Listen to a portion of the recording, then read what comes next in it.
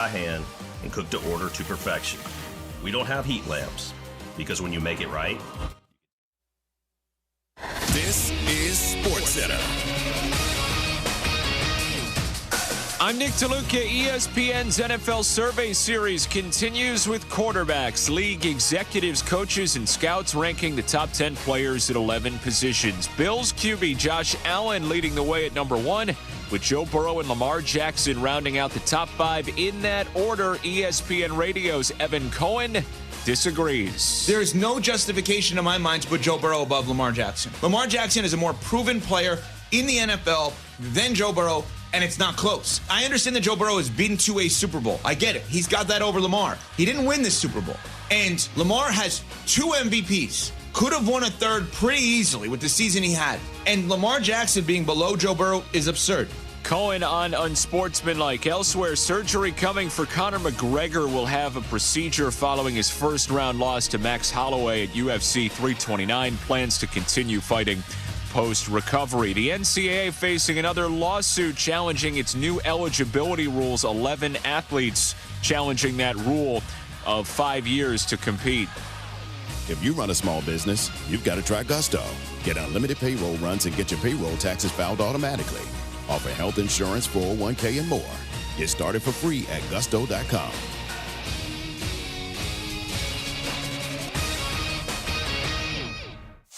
Matt Moscona. I'm very important. After further review. Say it one more time. After further review with Matt Moscona. And here we go. Live from the Raising Cane studio. Let's ride!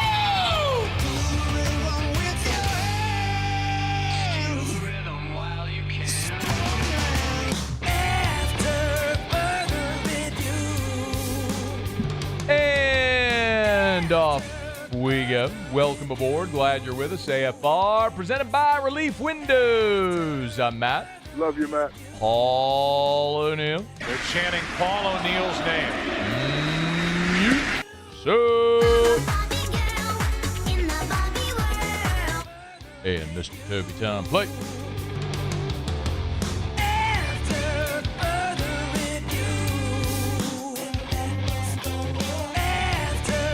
All right.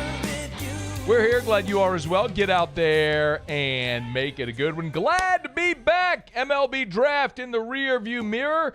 Jay Johnson in 1 hour from right now. SEC football media days 1 week away. Ton to do. Let us begin as we do every single day. It's time to pop the top on another edition of AFR with Bud Light. Drink easy.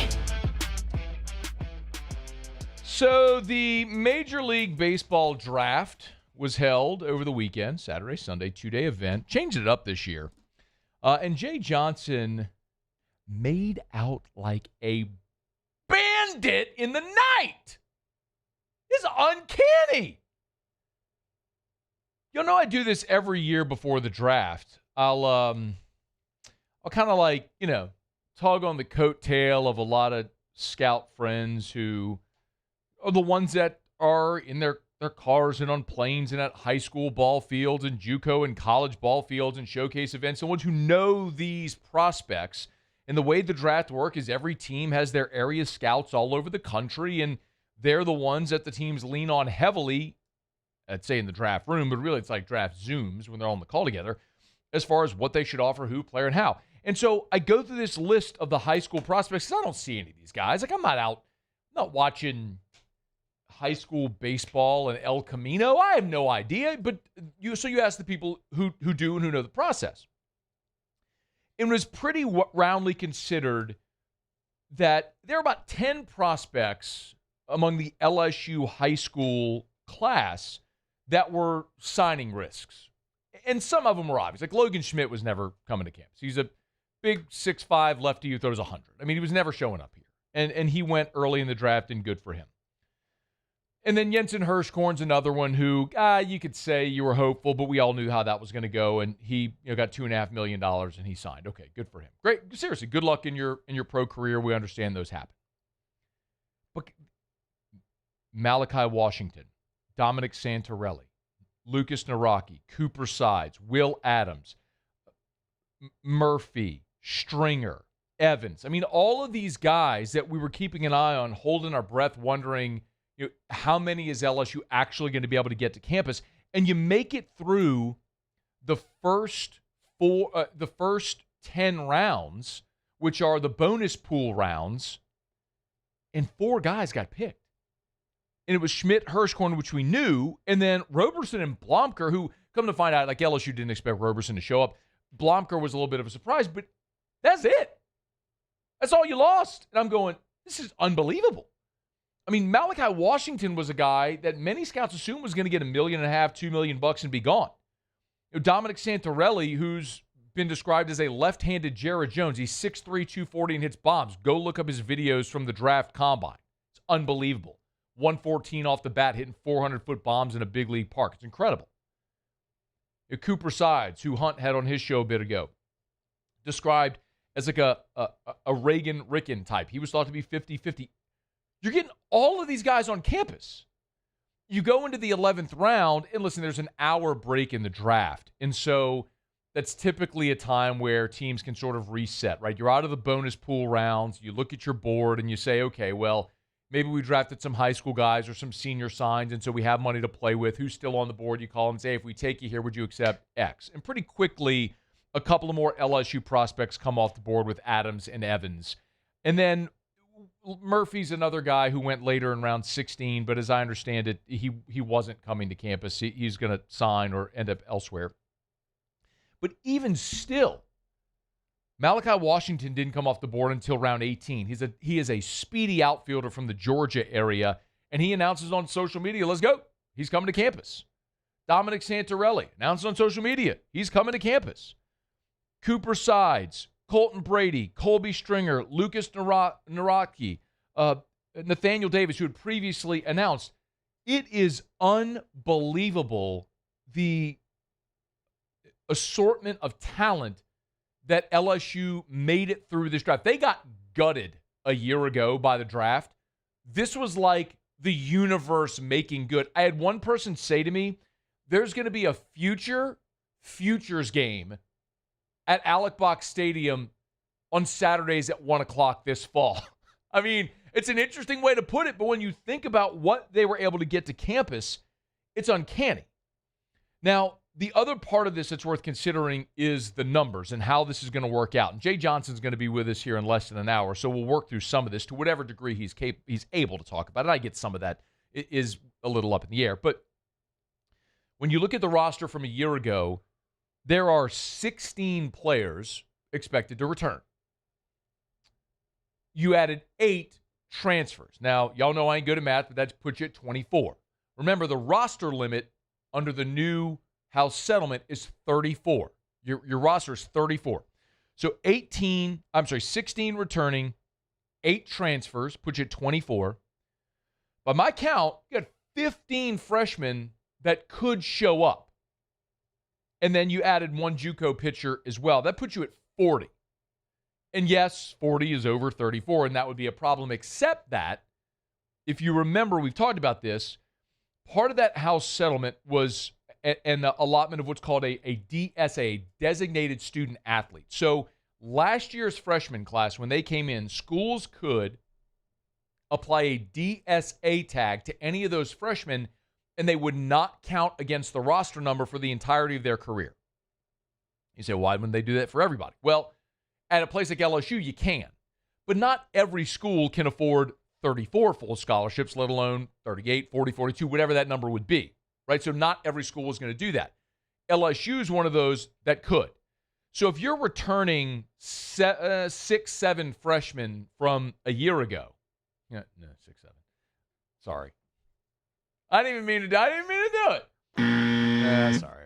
All right. I didn't do the hand thing. But if you're on radio, you wouldn't even know. I was about to say, people don't know that. They do if you're watching. Anyway, if you return, let's say 7 freshmen from a year ago, not 6. 7 freshmen from a year ago.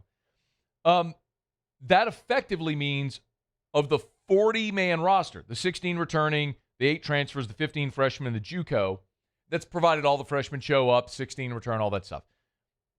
If you DSA'd all the freshmen, you got 7 freshmen returning, that takes your 40 down to 33. And so you're within roster compliance already. Now, certainly they could lose some of these players. We'll see how it all plays out. I don't know. All that is very obvious is, man, the transfers you just signed, brother, especially as outfielders, they better show up in the fall ready to roll, because I don't think Malachi Washington and Nathaniel Davis are going to concede anything in the outfield. I mean, these are guys who are expected to sign 7-figure pro deals and be playing professional baseball this summer. And instead, in the fall, they're going to be competing for a spot at LSU. Jay Johnson, listen, I understand the cynic is going to say, and you're right to say that's great, but can you keep him on campus? And you're not wrong to assume that. That is the right question to ask in this era. What I would suggest, though, is all those transfers you just added, Bino Waters, Jason Wachs, Angel Laya, Cade Kurland, Dawson Park, all those guys are here for 1 year, then they're gone. So if these freshmen come in and get whatever opportunity they can in 2027, well, then 28, the door is wide open for them to be 2-year starters and to take ownership of this program, which certainly could happen. What an incredible weekend, the way it transpired. I would have never thought this would have gone the way that it did. And Jay Johnson has got to be over the moon.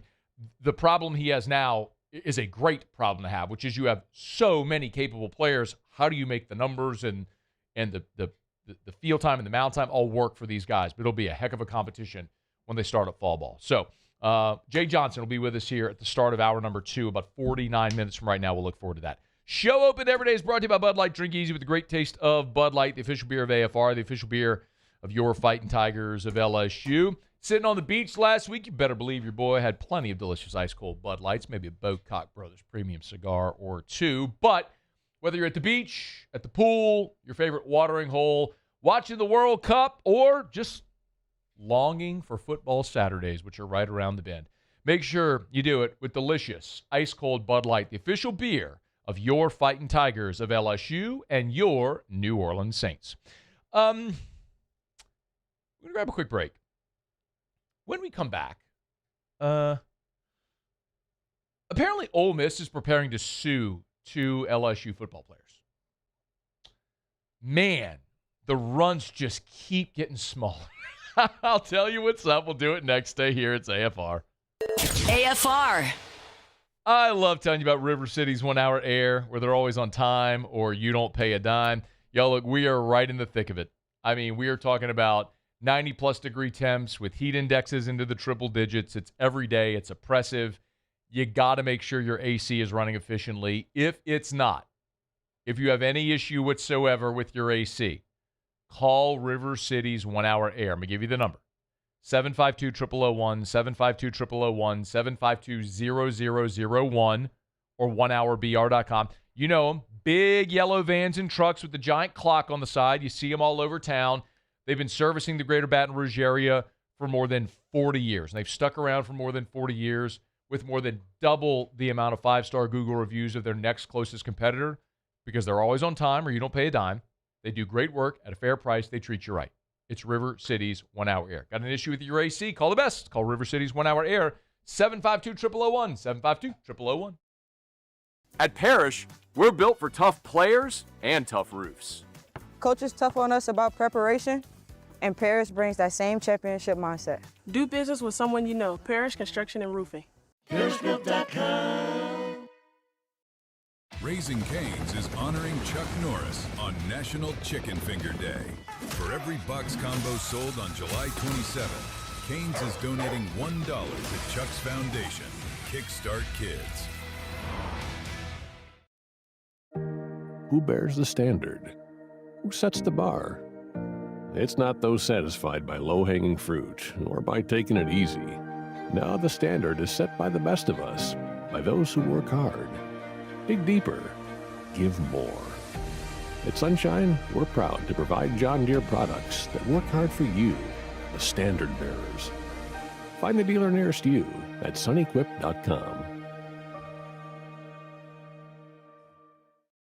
Are you ready for an internet experience that actually keeps up with you? Then you're ready to step into a new kind of reliability with Rev Fiber. When your internet works, the possibilities open up, and suddenly everything feels more connected, just the way it should be. Seamless enough to keep up with every swipe and every click, anywhere you are. So leave the buffering behind. 100% fiber, 0% runaround, where support is still personal. Rev Fiber. Visit revfiber.com.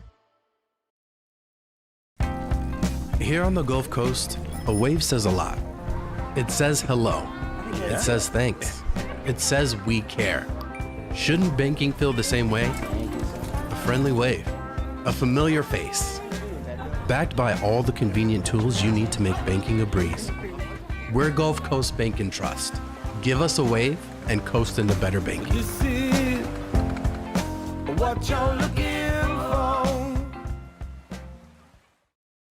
I'm Lawyer Locke Meredith.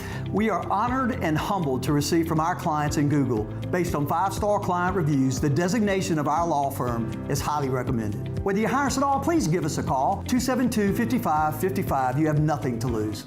Hi, I'm Mitchell Meredith. Injuries happen when you least expect them to, making your life more complicated. At Locke Meredith Schoenfagen and Associates, we know this, and we strive to help each of our clients during these times. Whether you hire us at all, give us a call at 272-5555. Hey, it's Matt Moscona. Look, back pain can sideline you from the things you love. That's why I trust Dr. Kevin McCarthy and the team at the Spine Center of Louisiana. Dr. McCarthy doesn't just treat symptoms. He gets to the root of the problem. From advanced injection therapy to minimally invasive surgery, they've got the expertise to get you back in the game. With 5 locations across Louisiana, including right here in Baton Rouge, quality care is close to home. Call the After further review, presented by Relief Windows. Windows, doors, siding, and oh, we do shutters too.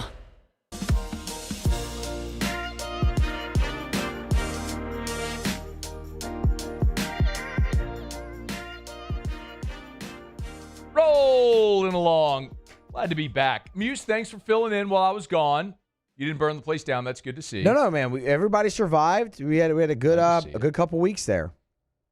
I've been gone for 2 weeks. It's been a while. 2 weeks ago today. I went to New York for the Barrett Sports Media Conference, which was great, and then got home from New York last Thursday, and then Friday we were in the car on the way to the beach. And so we're at the beach last week, and just took a couple days off at the end of the week as well. It's made a full 2 weeks. But glad to be back. We got a lot to do. As we mentioned, Jay Johnson here at the top of hour number 2. And I think y'all did talk about the top 40 donor meeting last week. We did on Thursday after you broke the news of it. Yeah, broke that story on Thursday over at LouisianaSports.net, and I'll give you a little more color and context to all of that. I know there's a lot of people really curious about what that is. That blew up. Was on vacation and ended up doing like 10 interviews across the country. It's up. Well, I mean, I don't care. I'll do them, but it's just obvious. I mean, that was a massive story as people are kind of looking, going, what is anything financially laden in this era is going to get a lot of attention. But I'll give you some context to all of that coming up here in about an hour from right now after we talk to Jay Johnson. Along those lines, so hat tip to the Jackson Clarion Ledger. They had a one-on-one with Ole Miss Athletic Director Keith Carter, and baked into the interview with Keith Carter was a conversation that you, an LSU fan, might find interesting, because something Keith Carter conceded was that Ole Miss is waiting on buyout payments from 2 LSU football players, and they've been waiting for about 6 months. Prince Will Umanmielen and Devin Harper.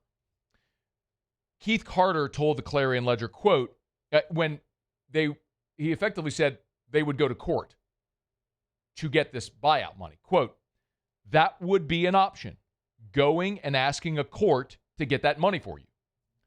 Contracts are with the players. LSU could pay that on behalf of the players, so we're kind of exploring all of that right now. For what it's worth, On3 is reporting that Umanmielen and Harper's buyouts combined total just shy of $1 million. Carter would not disclose the exact dollar amount. Quote, I don't really want to comment on that. It was significant. They were good players, end quote. It's important to note that these are rev share buyout contracts, not NIL, because an NIL contract is not with the school or the athletic department. The revenue share component is a contract with the athletic department. an NIL deal would be with a specific business. So for whatever those deliverables would be. This was the part that I found interesting. Well, I guess all of it's interesting, but my first reaction anytime I've seen any story of a school potentially taking a student athlete to court has been, okay, legally that's within your right, but good luck getting any other high-profile athlete to sign with your school, because any school agent, coach could use that again to recruit against you. So as to say, you really want to go there? They sue their athletes if it doesn't work out and you want to leave. Keith Carter said there has been hesitancy among college football athletic departments to enforce buyout payments against 18-year-olds. But he says because the Umanmielen and Harper deals were broken shortly after they were signed, Ole Miss thinks it's the right move to go after them. Quote, those are the kind that, having signed a brand new rev share contract basically a week or two before wanting to leave, those are the kind that put you in a bind, especially there in the portal cycle. Those two, we're going to continue to figure out how to collect. We feel like based on the contract, we deserve to collect. Okay. And by the way, Carter did say Ole Miss has paid some buyout fees on behalf of incoming players. And that is very common. By the way, like the LSU Collective, which still exists. Remember, with the new house settlement and with revenue share, collectives can no longer just write checks to student athletes. Collectives, however, like at LSU and in other places, still exist because collectives can pay high school NIL. So, for example, school is recruiting a high school athlete. You can do a high school NIL deal through your collective with that athlete. That happens. And then you can also use the collective for other supplemental factors like this, to pay buyouts or to pay agents' fees potentially, so that way the student athlete doesn't take that out of their cut, right? It's just another way to incentivize the student athlete in a lot of ways that these things are structured. But I keep going back to this so as to say, this is just like, I can't help but laugh at Ole Miss with this. And it's not necessarily that they're pursuing a buyout. A contract exists. If they want to get short of $1 million of buyout money, okay. But the fact that you go public with this is very intentional. It is a very intentional way of continuing to try to show your strength against the coach that left you. And it's just so petty and so small. But what do you expect? By the way, you want a contrast? When Jordan Gilbert left, remember, from Baton Rouge, went to A&M, left A&M to transfer to LSU. After Jordan Gilbert left A&M and came to LSU, A&M kept paying him for the rest of the semester because that was part of their deal.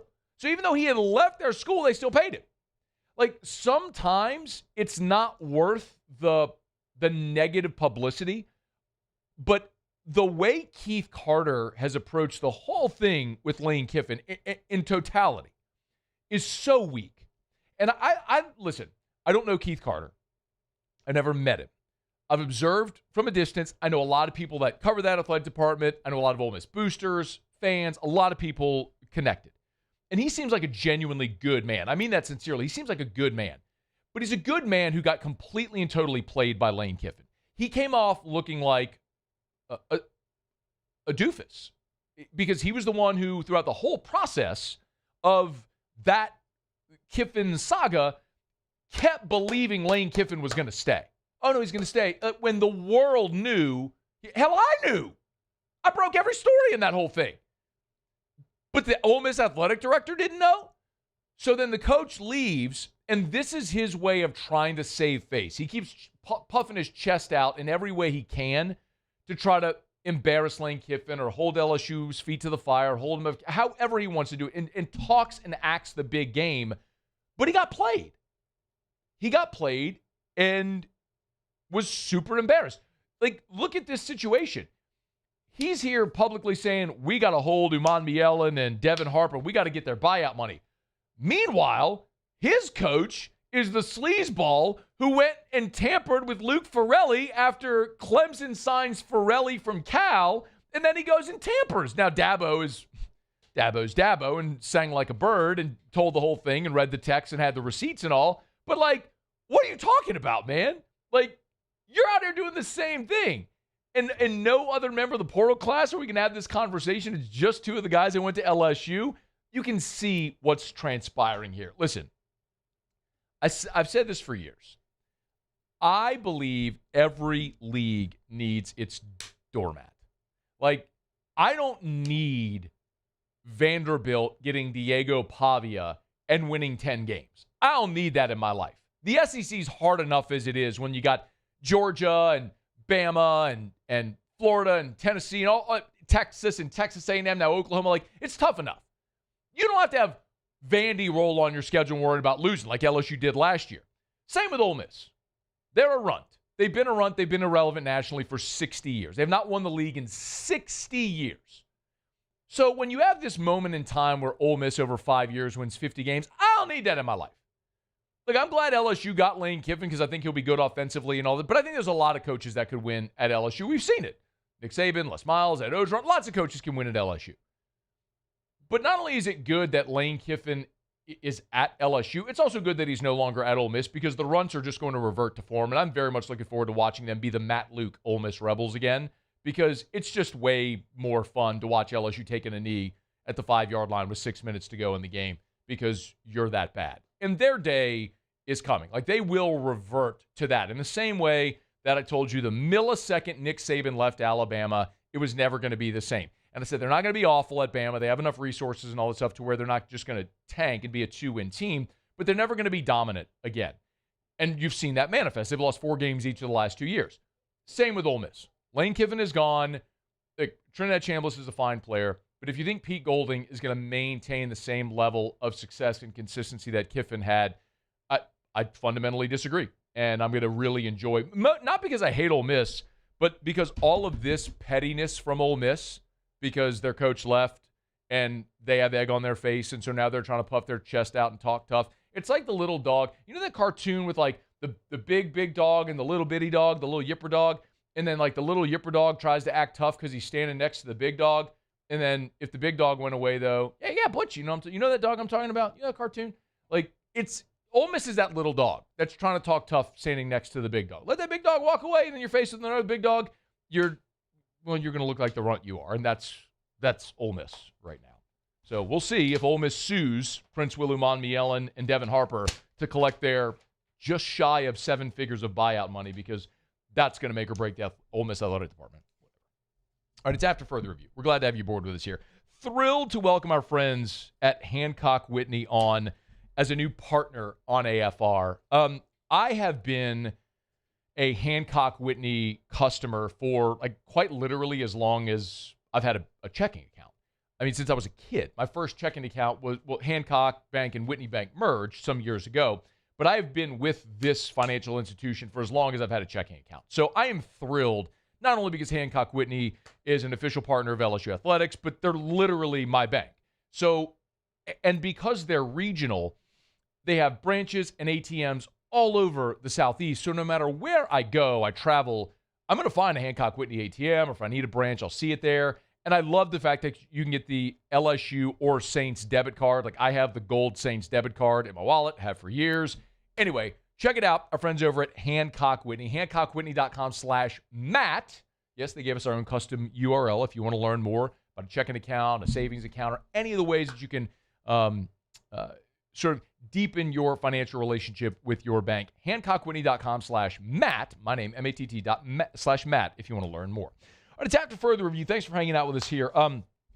It's interesting that we talked about the Ole Miss story there, because there was another story I'd intended to get to here, but maybe I'll just have to dovetail it into the next segment. From a couple of recruits that did end up at LSU with Harper and Monmielen. Have you seen the latest with Damon Williams? The offseason college football saga is hilarious. So remember, Damon Williams, quarterback at Washington, who briefly flirted with the idea of going in the portal, looked like it was going to be LSU, then did an about-face and stayed at Washington. Well, now his coach, Jed Fish, is talking about what happened. He was on the Triple Option podcast with Urban Meyer. We'll let you hear what he said when we come back, and we'll go around the SEC.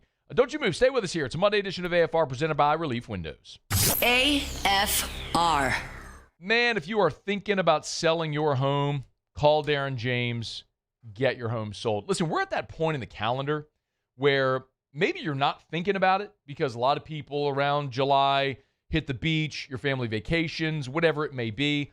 But for so many people, the start of the new school year in the fall is when you move. Because if you have to move and you're moving your children for school into a different school zone, whatever the case may be, or a different state, this is when you move. So if you're moving and you need to get your home sold fast for the most amount of money, you need Darren James.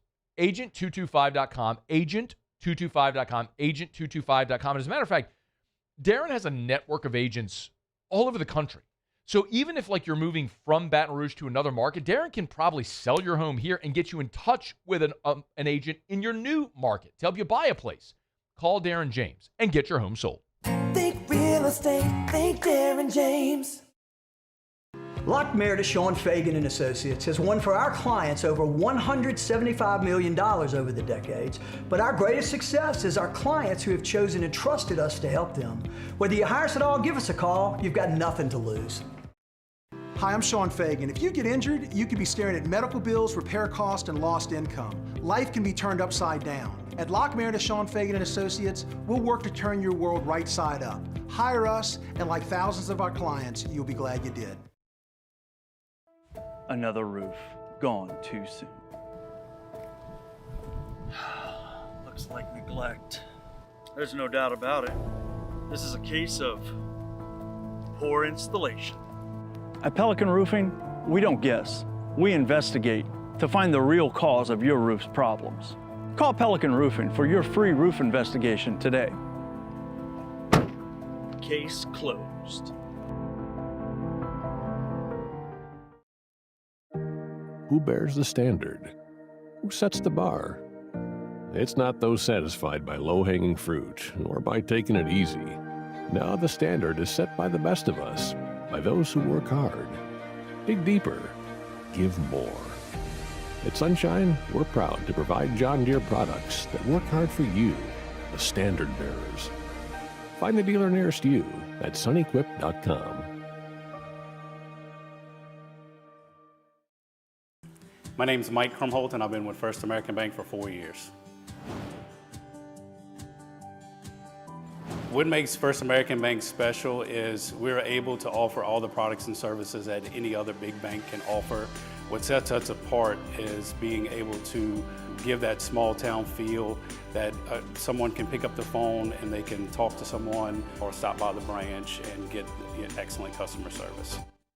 Birthday was Wednesday this past week, so Saturday, Erica and I went out to celebrate. Of course, we went to Supper Club. A hat tip to Ronnie and Ray. Leighton was Chef Leighton was on vacation, but Ronnie, Ray, Scott, the whole team over there. BJ was our waiter. They did an awesome job. I tell you all the time, you go to Supper Club, you want the experience, and there's nothing quite like it. From the fine curated whiskey selection, found E.H. Taylor 4-grain. I've been hunting an E.H. Taylor 4-grain. They had it at Supper Club. Got a pour of that. It was outstanding. Had the Sagrera cut, dry-aged, bone-in New York strip. Chef's kiss. Outstanding. Great glass of wine. I'm telling you, no matter what type of dining experience you want, it will be the best of that thing you ever eat. Eric ate lobster. Just go to Supper Club. Book your reservation at supperclubbtr.com, supperclubbtr.com. Perkins Road in Baton Rouge. It's Supper Club. After further review, presented by Relief Windows. Windows, doors, siding, and oh, we do shutters too.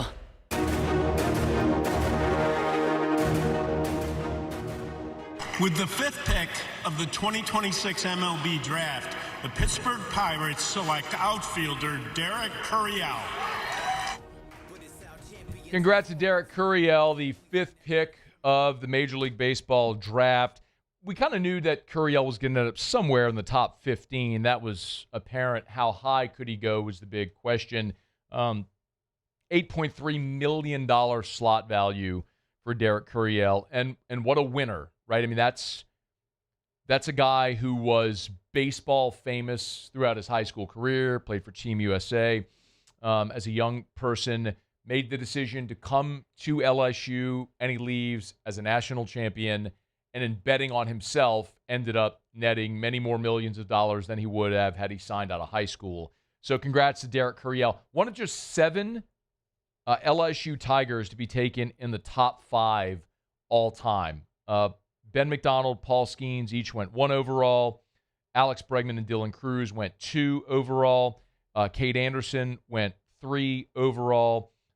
Kevin Gosman, and now Derek Curiel. Your 7 LSU Tigers all time that have been taken in the top 5 of the draft. So some rarefied air there for Derek Curiel. So Curiel went 5, and the other LSU Tiger we knew was likely to go high in the draft was Jake Brown, who this is how it sounded when Brown got picked. With the 65th pick of the draft, the Seattle Mariners select Jake Brown, an outfielder from LSU. Brown is another one that I think you look at and you say, a Louisiana kid decides to come to LSU, spends 3 years. Certainly we feel like maybe there was a little more juice to squeeze. I mean, he was having an outstanding season. Unfortunately, the hamate bone injury slowed him this year. Otherwise, I mean, he was racing up draft boards up until the final month of the season when he had that injury. I mean, there were some throughout the season projections that actually had Brown overtaking Curiel. Of course, Brown got injured. Curiel finished so strong, ends up as the 5th pick. But still, for Jake Brown, a 7-figure slot value signing bonus, wins a national championship. Guy from Louisiana now gets to go rejoin Cade Anderson. They'll be teammates there in the Seattle organization. So congrats to Curiel and to Brown and then all the other Tigers who were selected. For Curiel, it does continue the sort of odd Pittsburgh pipeline with Skeens and then Connor Griffin, who never played at LSU but was an LSU signee. And Connor Griffin, in his media availability with the Pirates, was asked about his relationship with Derek Curiel. I was pumped to see him be taken. He's an electric player. You know, I played with him when I was like 18 with Team USA, and then just been able to keep up with him and stay in touch. And so we've been texting. He's been asking questions about how the pro life is and stuff, and being able to kind of talk to him this morning, just say, hey, I'm praying for you, hope everything goes well, and sure enough, it's pretty cool how it works out. I'm pumped. That was a great pick. Connor Griffin there talking about Derek Curiel. So we'll follow the LSU guys in their path to pro ball now, as they have a few weeks to make decisions. We know those guys obviously are signing. We'll see what happens with the rest of the high school class and those the current Tigers that were drafted, and how it all plays out. So good luck to all the guys taking that next step in their careers. All right, it's After Further Review. We're glad to have you aboard with us here. We're brought to you by South Point Volkswagen and southpointvw.com. Y'all, I got to give a hat tip, man. I talk about driving a Volkswagen all the time and the customer service experience and the safety features and all that stuff. So we went to the beach last week, and on Saturday, I had a little notification on the dash that it was like an overheating sensor that had popped up. Now, the car wasn't hot, but it turns out it's a safety feature. It was an update that needed to be run on the vehicle to turn off that sensor. And so I was able to find the Volkswagen dealership there at the beach where we were, and they were out. Shout out to Mark, the service director there, who was outstanding. But I called my friends here at South Point. I was like, hey, look, we're heading home. We were heading home the next day. I was like, anything y'all can do to help maybe move us along and get us in. And Mr. Bob Grace was so kind to be able to call over there to that dealership and kind of explain the situation. They helped us out and got us in and got us home the next day. But, I have the peace of mind driving a Volkswagen to know I'm driving one of the safest vehicles on the road with the greatest technology that's going to make sure it keeps me and my family protected. It was an incredible experience. I mean, you never want to have anything happen with your vehicle, but it was basically a safety feature that just needed to be an update that needed to run that could get us home. But all things considered, we did, and our service experience was outstanding. It's South Point Volkswagen. Airline just north of Highlander, southpointvw.com. Check them out online, southpointvw.com. South Point Volkswagen, what's your direction? All right, do it every day about this time. Let's go around the SEC. Around the SEC, bringing you the biggest news from the nation's best conference. Texas A&M! Linebacker Mekhi Allen, he's a 4-star for 2027. He picked the Aggies over South Carolina and Texas. 6'2", 240, the number 17 linebacker in the country. Third Aggie linebacker commit this cycle. The Auburn Tigers. St. Francis safety James Branch, that's out of Maryland, high school football power. James Branch, he's committed to Auburn. He's the number 18 recruit in Maryland. Picked Auburn over Virginia Tech, Maryland, and Stanford. The number 71 safety in the class, 6'3", 210. The 26th commit for Auburn's 2027 class. The Mississippi State Bulldogs. Four-star safety Kennedy Green has recommitted to Mississippi State. So he originally committed to the Bulldogs last year. He reopens his recruitment and was considering South Carolina, Nebraska, Miami, but ultimately is now recommitted to Mississippi State and the return of defensive coordinator Zach Arnett. He's the 31st safety in the class, the 37th best player in the state of Georgia. The Alabama Crimson Tide. Big future offensive lineman, 2028 four-star Anthony Blaylock has committed to the Crimson Tide, 6'5", 320. He's a four-star. Keep in mind, 2028 means he's going into his junior year of high school. He's 6'5", 320. He's a top 300 prospect, the 30th best offensive tackle in the country. Bama now has 6 2028 commits. The South Carolina Gamecocks. Quick baseball note here as Alan Gomez Guidino has decided to stick with his commitment and join the Gamecocks after being drafted in day 2 of the MLB Draft. Originally from Venezuela, fled to the U.S. 3 years ago. He's been in Scottsdale, Arizona, now is committed to the South Carolina Gamecocks. He's the number 2 prospect in Arizona by perfect game. The Tennessee Volunteers. And Hayden Simerson will play at Tennessee following the MLB Draft. 3.62 ERA at Clemson this past year. Walked 11, struck out 46 in 32 and a third innings pitched. He was not drafted. Opted to instead attend Tennessee instead of pursuing undrafted free agent deals. All right, there you have it. That is around the SEC. We're glad to have you aboard with us here. Monday shows are brought to you by Relief Windows and ReliefWindows.com. Windows, doors, siding, shutters, and shades, Relief Windows and ReliefWindows.com. Jay Johnson in 19 minutes from right now. I want to make sure I give myself enough time for the to do this Damon Williams story. If you missed it, Damon Williams, the quarterback at Washington, who flirted with the portal, rumors to LSU, ended up sticking with his Washington commit. Well, he has his coach, Jed Fish, is speaking out about that situation. We'll get to that to wrap up the hour here in a second. I know one thing I missed last week while I was out was the deal that the Big 12 did with Monster Energy. And I know by and large the Big 12 was clowned for this, and I get it. A reported $20 million deal annually. And when you think about revenue share and how that happens, if you have a $20 million deal, typically the way this will work, and I haven't seen the contract, none of us has, I think we're all operating under this assumption, is that $20 million is going to be distributed 17 equal ways. The 16 member institutions and the league office gets a share. So that comes out to about $1.1 million per year per school in the conference.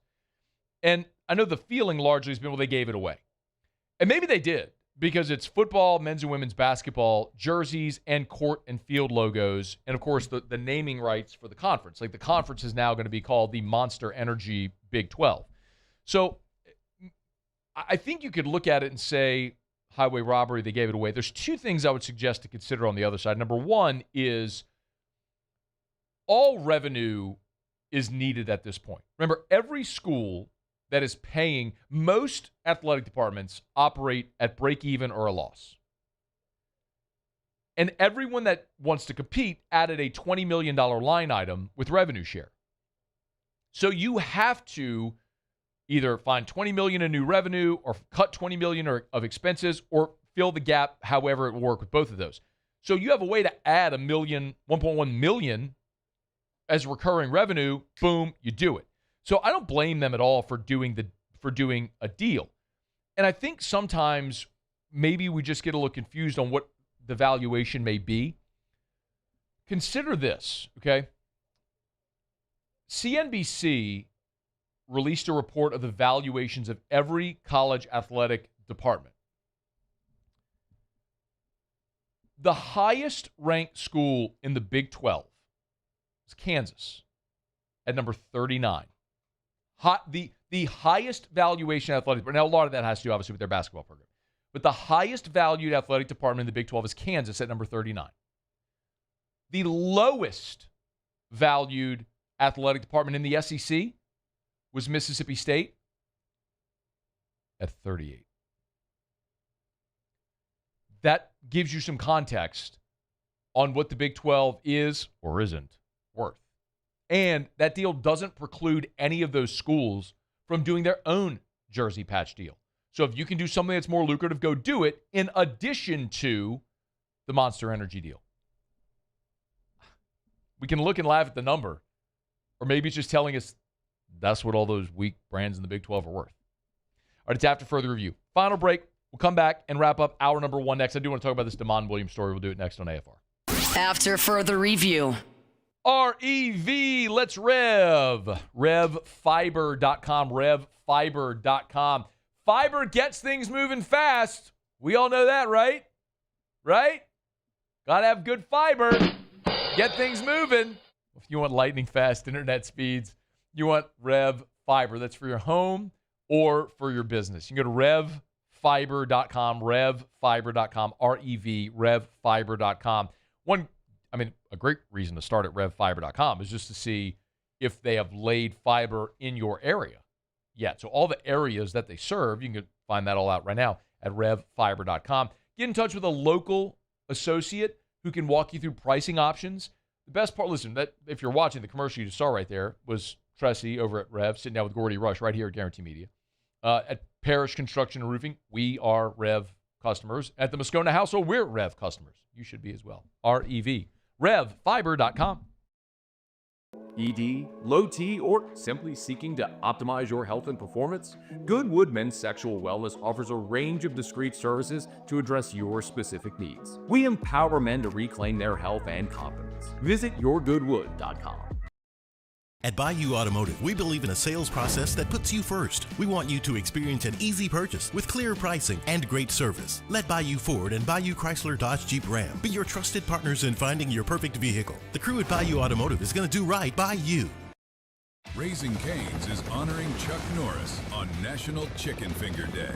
For every box combo sold on July 27th, Cane's is donating $1 to Chuck's Foundation, Kickstart Kids. Eagle 98.1, the rock station. Home of the Woody Show in the morning. Scotty Mack with Rock at Work. Michelle Southern with Southern Rock. Home of LSU sports since 1998. And rock for Baton Rouge since 1985. Take us anywhere with the Eagle 98.1 app. To join our VIP fan club, text ROCK to 225-499-9898. Eagle 98.1, the rock station.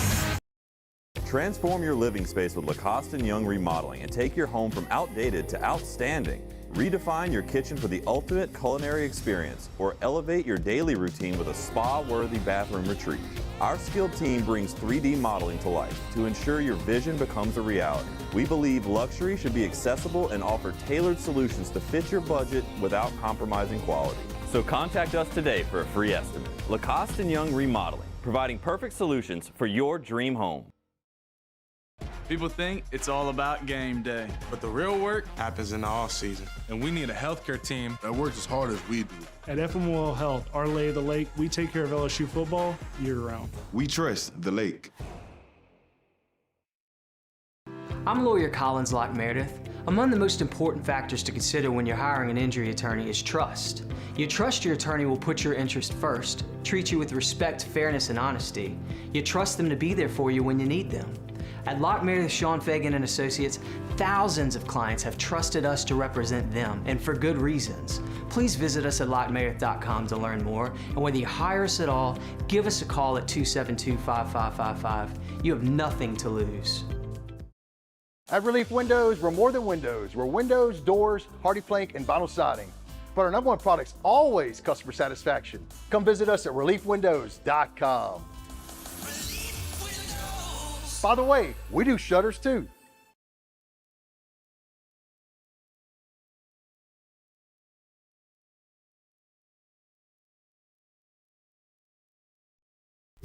After further review, presented by Relief Windows. Windows, doors, siding, and oh, we do shutters too. We all remember the day. It was super awkward. Lane Kiffin and Sam Levitt, while Levitt's on his visit to LSU, they're sitting in an LSU basketball game, and the photos and the interaction look just very distant and cold and awkward. And there have been a lot of stories that have come out since then. Who knows what actually to believe and what transpired. Maybe one day they'll talk about it on the record. We'll see. But what we know happened during that time is that Washington quarterback Damon Williams put out on social media that he was entering the transfer portal. And Williams is someone who Kiffin heavily recruited to Ole Miss. And the connections were drawn. I know, just very flatly, I was told that LSU was the target. There was a concern over Sam Levitt's Lisfranc injury, and Brendan Sorsby was going to Texas Tech, thank God. And then LSU was targeting Damon Williams. And so Williams says he's going to go in the portal, and then we know what transpired after that. The world starts to melt. We start hearing leaks of the Big Ten's buyout clause that Washington used. They were going to hold Damon Williams to, which is a $4 million buyout. And then ultimately Williams decides he's going to stay at Washington. And we know what happened. Then Lane Kiffin got on a plane and did his best rom-com up in Knoxville, Tennessee, and he meets Sam Levitt at the airport before he's going to Miami, and he gets down on bended knee and has roses and flowers. Okay, that part's an exaggeration. But we know what happened. They ended up getting Levitt, and all's well that ends well. Well, Jed Fish, the Washington coach, was on the Triple Option podcast. This is Urban Meyer's podcast, and talked about what happened in that situation. Damon signed his contract to be a part of our program for another, year, and everything was great. And then we all came back for our first team meeting. And then when the team meeting ended, he called me and he said, "Coach, I think I need to go. I need to go in the portal." And I was like, "What are you talking about, man?" What happened was a program told him they'll pay him an extra $2 million if he goes in the portal. And the kid's 19 years old. We were paying him a lot, but you add another $2 million onto anything. Wow. He was forced to put something out there. And then we spent about 24 to 36 hours going back and forth and talking about this is the right place for you. And, you have a contract and contracts mean something. And in the end, he came back 2 days later. We didn't change anything. We didn't give him any more money or anything like that. But what we did do is we talked to him about what a great opportunity it is to be a 3-year player in the same program. And we got a chance to do something super special. Okay, so I just want to be clear. I say it often, there's the news and then there's what's really going on. So Jed Fish says, we were paying him a lot of money, but $2 million on top, that's a lot for anybody, especially a 19-year-old kid. And we're supposed to believe that in a matter of 24 to 36 hours, you convinced a kid, a 19-year-old, to leave $2 million on the table because of the importance of being at a place for 3 years. That's what did it, right? That was the conversation that got Damon Williams saying, you know what? Piss on $2 million. I want to be here it's important to be someplace for 3 years. Bro, I was born tonight, but I wasn't born last night, Jed Fish. Come on, dog. This is where you got to be able to be smart enough to read through some of this crap. Listen, it's obvious what happened here, okay? The Big Ten did a brilliant thing with their buyout structure. Damon Williams had a $4 million buyout. This has been leaked. You can go find this if you care to do the research. So that means Damon Williams had a $4 million deal with Washington. Had he left, he would have owed Washington the full $4 million. So let's say you're some program that might have been interested in Damon Williams. Okay, well, if Jed Fish is right, and that program was offering $2 million on top of what he was getting, if he was getting 4, add 2 to that, that's 6, and you have to pay the $4 million buyout, that's $10 million. Damon Williams didn't stay at Washington because you convinced him about the merit of staying someplace for 3 years. Damon Williams stayed at Washington because he had a contract. You were going to enforce the $4 million buyout. Wasn't nobody going to pay $10 million for a quarterback. That's what happened. The moral of the story is, hey, schools, have good, meaningful, enforceable buyouts in these contracts if you don't want your guys leaving. Like, the Big Ten should take a bow. Washington should take a bow. I get Jedd Fisch doesn't want to embarrass his player, but this is an evidence of how it should be done. We did the story earlier about how Ole Miss, Keith Carter, wants to sue Prince Willie Monmielen and Devin Harper for combined just under $1 million of buyout money. Like, you want to know how to make sure Prince Willie Monmielen and Devin Harper stay? Get more significant buyouts that you don't feel like paying, or opponents aren't going to want to pay. Like, Washington and the Big Ten showed you the value of doing a contract right. Just don't piss on my head and tell me it's raining Jedd Fisch. We explained to him the merit of being here and staying true to your word and the importance of being in one place for 3 years. Yeah, all that's worth an extra $2 million. Jedd Fisch. Didn't Jedd Fisch leave Fresno? Isn't that where he went? Or he went Cal? Where he went from Washington? Cal? Where was he? Arizona. He was at Arizona. That's it. Yeah, no doubt. No doubt. Arizona, Jedd Fisch. It's not about the money, right? After further review. Jedd Fisch, what a dork. We're brought to you by Arco Power Systems. ARCCO. Arco.com, Arco.com, Arco.com. Arco Power Systems. Hey, look, it's storm season. Golly, it was pouring this weekend. I was taking Drew for a car ride on Saturday, and the red light at the street outside of our neighborhood was out. Look, it's here, y'all. I mean, this morning I got up, I was doing my cold plunge at 5:30. It was storming, man. Listen, whether it's a named storm or just high wind, heavy rains, we know power goes out. You got to have a plan. Arco Power Systems is that plan for your business, okay? We talk about standby generators for the home all the time. What about for your business, commercial, industrial facility? Arco Power Systems. ARCCO. Arco.com, Arco.com, Arco.com. All over the Southeast, it's Arco Power Systems, Arco.com. When it comes to industrial construction, River Parish contractors can do it all. Mechanical, structural, custom fabrication, specialized welding, and turnaround services. Strategically located in between Baton Rouge and New Orleans, we have the local team with the experience and commitment to safety to manage the most complex industrial projects. Period. Here's the deal. Partnering with us means your project is delivered on time, on budget, and most important, safely. River Parish Contractors, let's get building. Here on the Gulf Coast, a wave says a lot. It says hello. It says thanks. It says we care. Shouldn't banking feel the same way? A friendly wave, a familiar face, backed by all the convenient tools you need to make banking a breeze. We're Gulf Coast Bank and Trust. Give us a wave and coast into better banking. This is what you're looking for. Hi, I'm Mitchell Meredith. At Locke Meredith, Sean Fagan and Associates, we know each case and client are unique, and that no two cases are the same. But one thing remains constant, and that is our passion to help our clients. After an accident, we know your life has changed, which is why we passionately fight to make you and your family whole. Remember, whether you hire us at all, give us a call at 272-5555. We're here to serve you. I'm Billy Schmidt, and I've been with First American Bank for 13 years.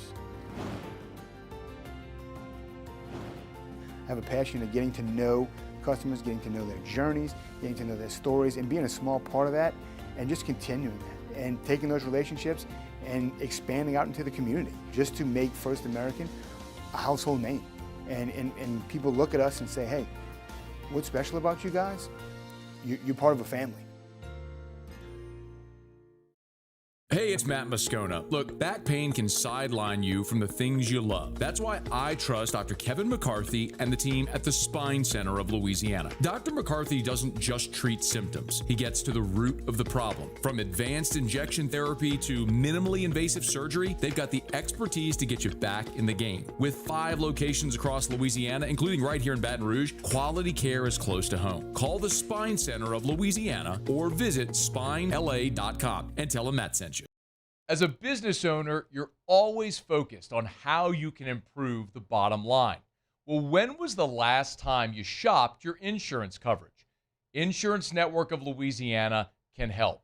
If you're a business owner, let my friends at Insurance Network of Louisiana see if they can find you better coverage for less money. They always offer exceptional customer service and partner with only the best providers. So check them out online today at lainsurance.net.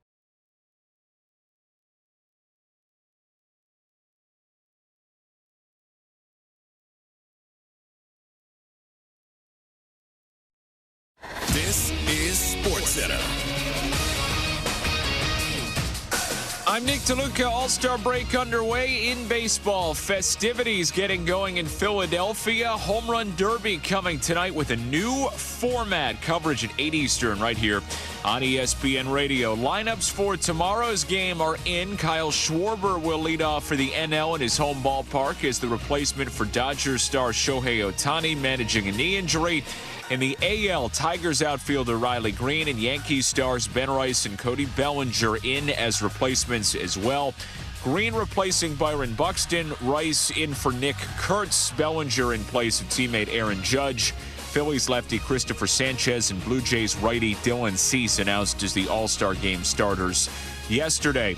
Elsewhere in the UFC, surgery coming for Conor McGregor. Will have a procedure following his first-round loss to Max Holloway at UFC 329. Plans to continue fighting post-recovery. Appeared to suffer the injury in his right knee in the opening seconds. First appearance in 5 years back in the loss on Saturday.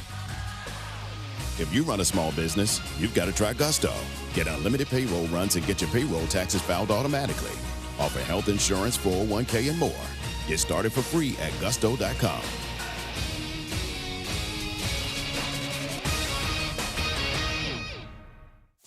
Matt Moscona. I'm very important. After further review. Say it one more time. After further review with Matt Moscona. And here we go. Live from the Raising Cane studio. Let's ride!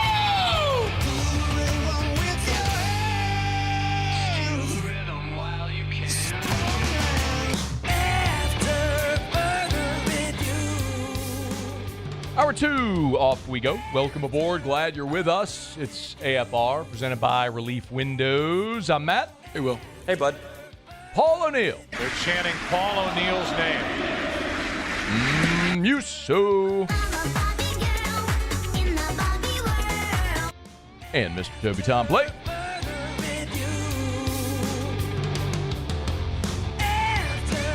All right, we're here. Glad you are as well. Get out there and make it a good one. Former Tiger Richard Dickson in 1 hour from right now. We will talk about that meeting going on down at the governor's mansion here in less than a month. That's coming up in about 15 minutes from right now. MLB Draft in the books. LSU head coach Jay Johnson, good enough to spend a couple of minutes with us here. It's always our pleasure. Thank you for the time. How are you? Hey, Matt. How you doing? I'm doing awesome. Thank you. Expectation versus result. No doubt you go into the draft with something in your mind, and then it plays out the way it did. Based on what your expectation was, what do you think of the result? Yeah, I thought it was good. First off, I want to start congratulating our players that got drafted, and obviously Derek being the 5th pick overall. That's what he came here to do. Yep. Pulled out of the draft out of high school and executed a plan, won a national championship, was a top 5 overall pick. Obviously proud of Jake Brown, coming in as a two-way player, was drafted as a pitcher out of high school, made himself into one of the best players in the SEC, and in my opinion, surefire big leaguer. And then 5 pitchers, get a chance to go out there and do their thing. So that was great. And then, relative to the roster, it was a very good recruiting class. You never know until you get through the draft, but it was different than in a lot of years, but we're really, really pleased with the result. Can I go back to Derek for a minute? Because he becomes now the 7th player in the history of the program to go top 5. And when we look at Skeens, Cruz, Anderson, and now Curiel, 4 of the 7 have happened in the last 4 years under your watch. Is this I don't mean it just for you to take a bow, but I think everybody recruits the high school ranks differently based on what the expectation is that you might get to campus. What do you make of that? Which is, Jay, it's really remarkable considering the history that this program has had over the last 50 years. Yeah, that's actually pretty sweet. Thanks for telling me that. I mean, seriously. Yeah, I mean, it's awesome. I mean, sometimes when you get the one that's going to make the difference. You talk about Paul. We were really set up from a position player standpoint going into 23. I had no idea he was going to turn into the best pitcher on the planet. I'd be lying if I said I did. But I knew he was a stalwart, starting pitcher, ace, and putting him on that team, we're national champions and number one pick and all-star Cy Young. And maybe not quite to that degree, but, getting Derek to school was a big deal. And he also spearheaded a national championship and now a top 5 pick. It's pretty cool. And obviously very, very proud of those guys. And those other two you mentioned with Dylan and Cade, they're great baseball talents, but 4 of the best human beings you'll ever meet. And that's the separator. I'm glad you brought up Paul Skeens, because one of the things I actually wrote down I wanted to ask you about, I remember having this conversation with you after the championship in 23, and I'm sure you told this story many times in many different ways, and correct me if I'm misinterpreting, but you talked about after the season ends, you don't know any other thing to do than just to go to work. And after losing that regional to Southern Miss, you went back to the hotel room, you opened up the portal, and you saw Skeens' name, and you were on the phone with him in 15 minutes. I'm curious, and tell me if I misinterpreted any of that, but I think I was curious how the disappointment of this season has translated into what you've done this offseason. Yeah, good question. I think a few people have asked me about that. I think probably the amount of time you can spend on one thing. I would never use winning national championships as an excuse of what you do or you don't do in recruiting the transfer portal or preparing for the draft. But I never really realized how different it was to do this when you're not playing. And it's massively different. And I think our coaching staff has used that time, extra time, as good as we possibly could. Now, I never want to have that extra time ever again.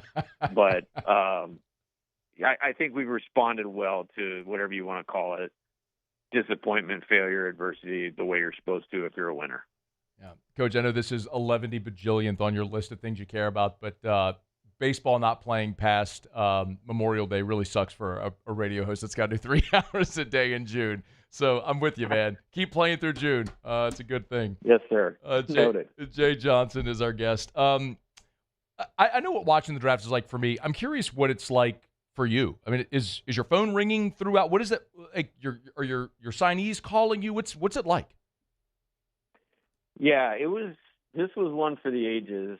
Somebody was asking me about it this morning, and it was like, man, I wish we did a Netflix documentary on the last 72 hours. I think we could make some money off of it. Okay. It was high stakes is the way I would say. The first big impact win was on Friday night. Lucas Naraki decided to withdraw his name and come to school. And that's a massive deal for our program. And you'll see why when he gets here. And it's just more than talent. It's a guy that I think has that it factor competitiveness that you need to be a star at LSU. And we're doing the two-way thing. So that was obviously a great start to the weekend. And then, kind of got in the mode of, watching the deal for Derek and being excited about that. And then it's Logan Schmidt's probably going to go, and get selected. And he was selected. And then Jensen Hirschkorn, we actually spent a lot of time on, to try to get him here.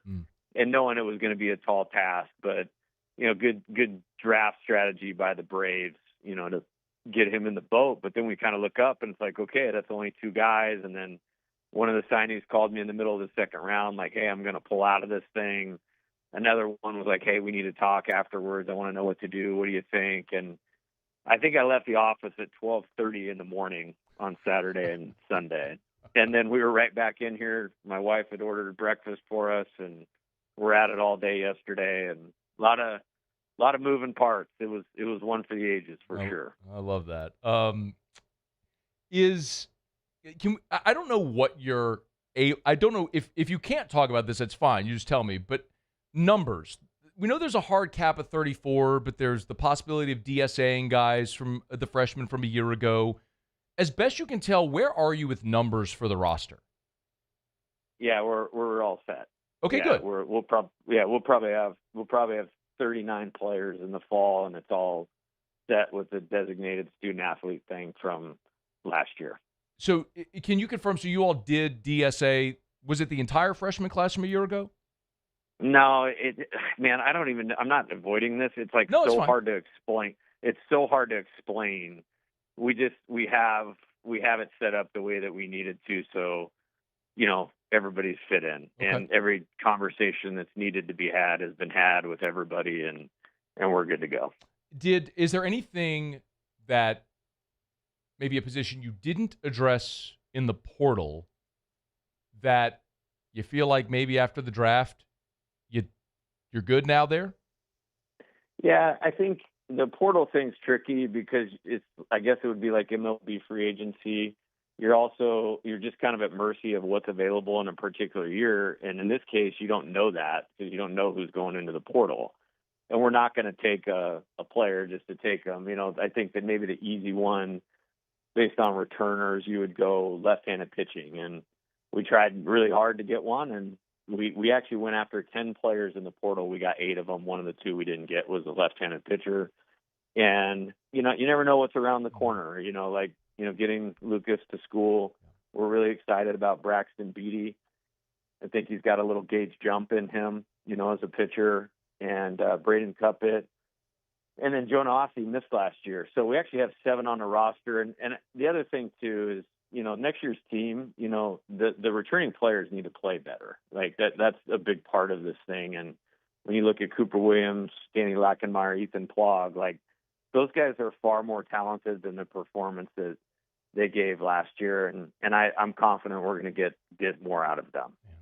Competition in the outfield and fall ball is going to be pretty exciting to watch how that all plays out. Probably throughout the entire roster as Tigers make it through the draft. Jay, looks like you came up smelling like roses, man. We're excited to see how it goes from here. LSU baseball coach Jay Johnson. We always appreciate the time, and hopefully you're able to get some rest after those late nights and early breakfasts. Appreciate it. Thanks, Matt. Yep, it's our pleasure. That's Jay Johnson. Always generous with his time. We appreciate him for making time.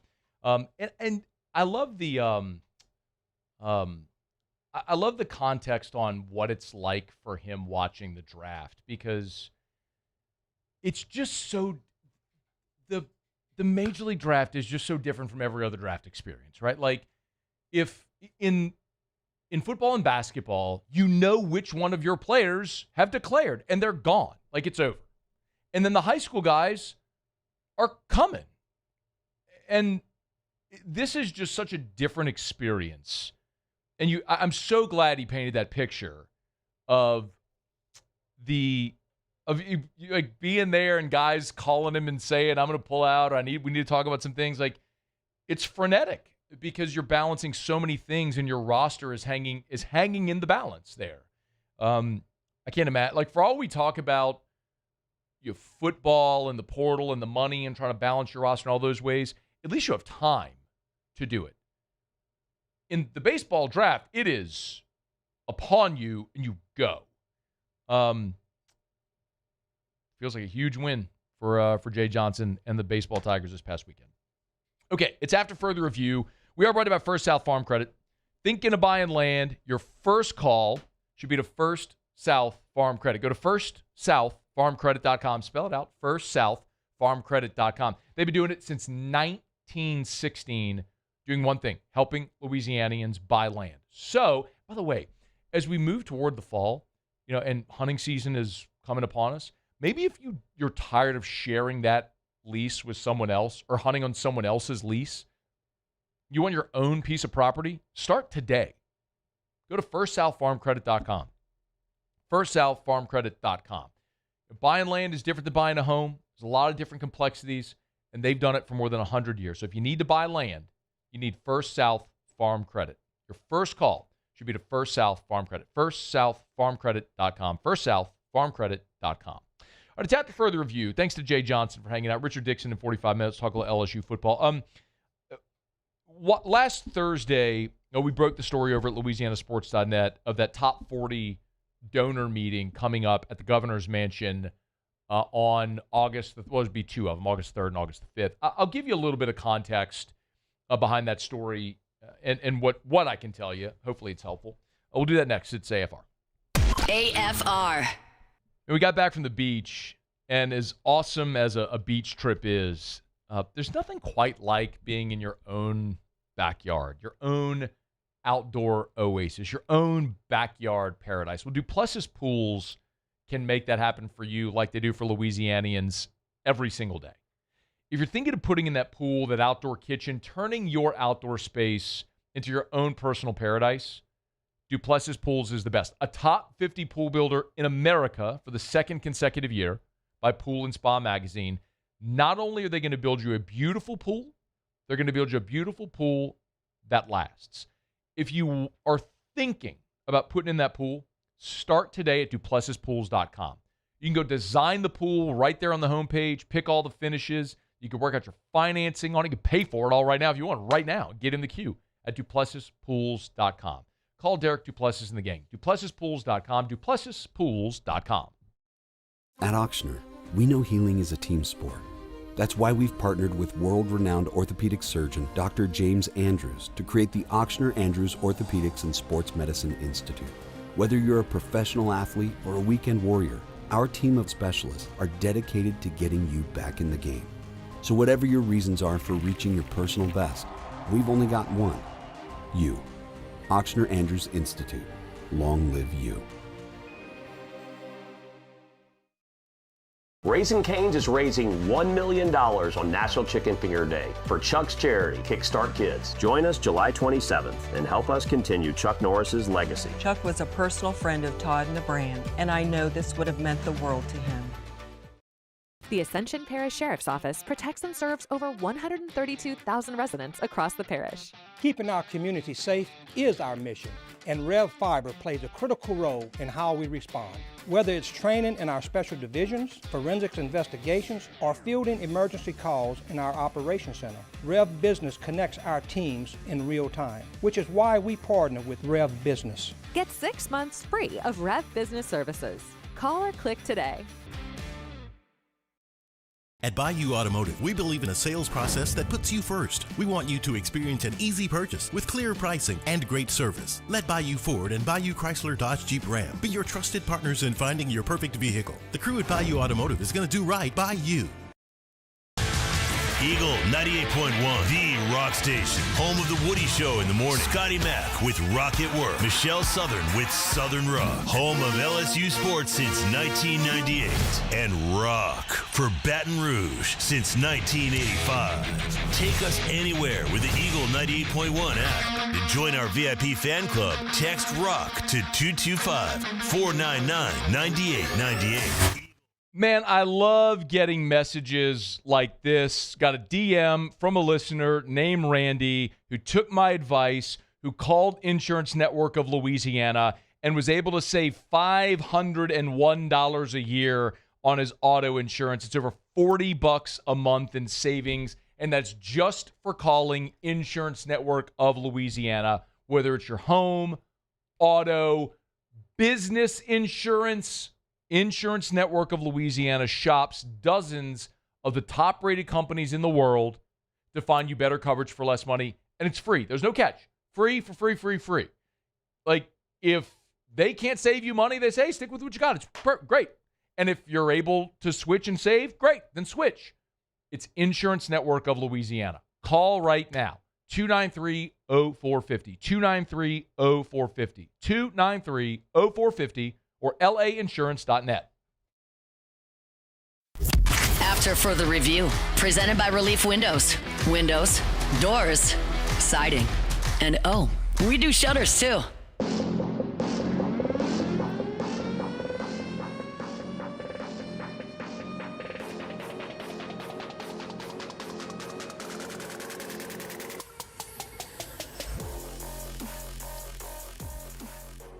Well, last week, we broke the story over at LouisianaSports.net that the Tiger Athletic Foundation sent a notice, an email, to the top 40 donors at LSU, athletic donors, inviting them to a meeting at the governor's mansion. There'll be 2 meetings, one August 3rd, the next August the 5th, to hear from LSU System President Dr. Wade Rouse what their plan is for the financial future at LSU Athletics. And there were 2 things in this email that went out that really caught my eye in particular. Two parts of the email. One was when they said, and again, the letter was from Matt Borman, who's the president and CEO of the Tiger Athletic Foundation. And it reads, "Let me be clear, this is not an ask for money. It's not a fundraiser. It's informational. This is a conversation about the future of LSU athletics." That's one. Because some people, I think, see that, and maybe the cynic is led to believe, oh, well, they're just trying to get a bunch of wealthy people in the room to pass the hat and raise money. That's clearly not what this is. And I don't believe it's a bait and switch based on what I've been able to find out. The other part that I thought was fascinating was the line that reads, it's, quote, "to get a first look at an alternative revenue-generating opportunity for LSU athletics that is first of its kind nationally and could quite possibly change the future of college sports in America." I think a lot of people have assumed that this is private equity. Well, if this is a straight private equity deal, that ain't a first of its kind nationally. The Big 12's done a private equity deal. The Big 10 has entertained private equity. Michigan State has signed a private equity deal. Utah has signed a private equity deal. Like, if this is just taking money from a PE firm and in exchange giving a percentage of LSU athletics revenues to that firm in perpetuity or for however long, like, that's not a first of its kind. So what is it? I'm not exactly 100% sure. There's some things that I do know. A lot of people have asked, well, why is the governor involved? Like, why are they doing this at the governor's mansion? I think it's important to note, number one, that the LSU system is still state-run. Although LSU Athletics does not accept state funds, it is self-sustaining. It is still a state part of the LSU system, which is state-run. The president of LSU was suggested by the governor, and the members of the Board of Supervisors are appointed by the governor. So naturally, this is something wherein the governor is going to have a say and a hand and a feel. And by the way, governors, it don't matter if you're left, right, RD, red, blue. Governors on both sides have been involved in LSU athletics literally for decades, going back to Huey Long, and then, in 2009, the Ole Miss Clockett game, there was you may not remember this, but there was a fight going on where Bobby Jindal was trying to prevent more cuts to higher education in the state.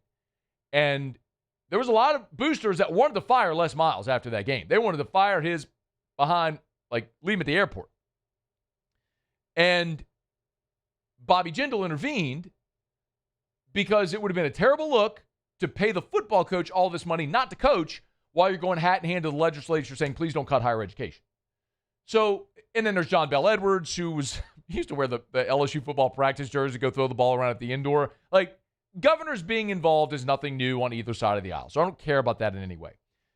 What I think is fascinating is Dr. Wade Rouse's influence here. And I have had the opportunity to meet and speak with and get to know a little bit Dr. Rouse since he was hired. I would say probably on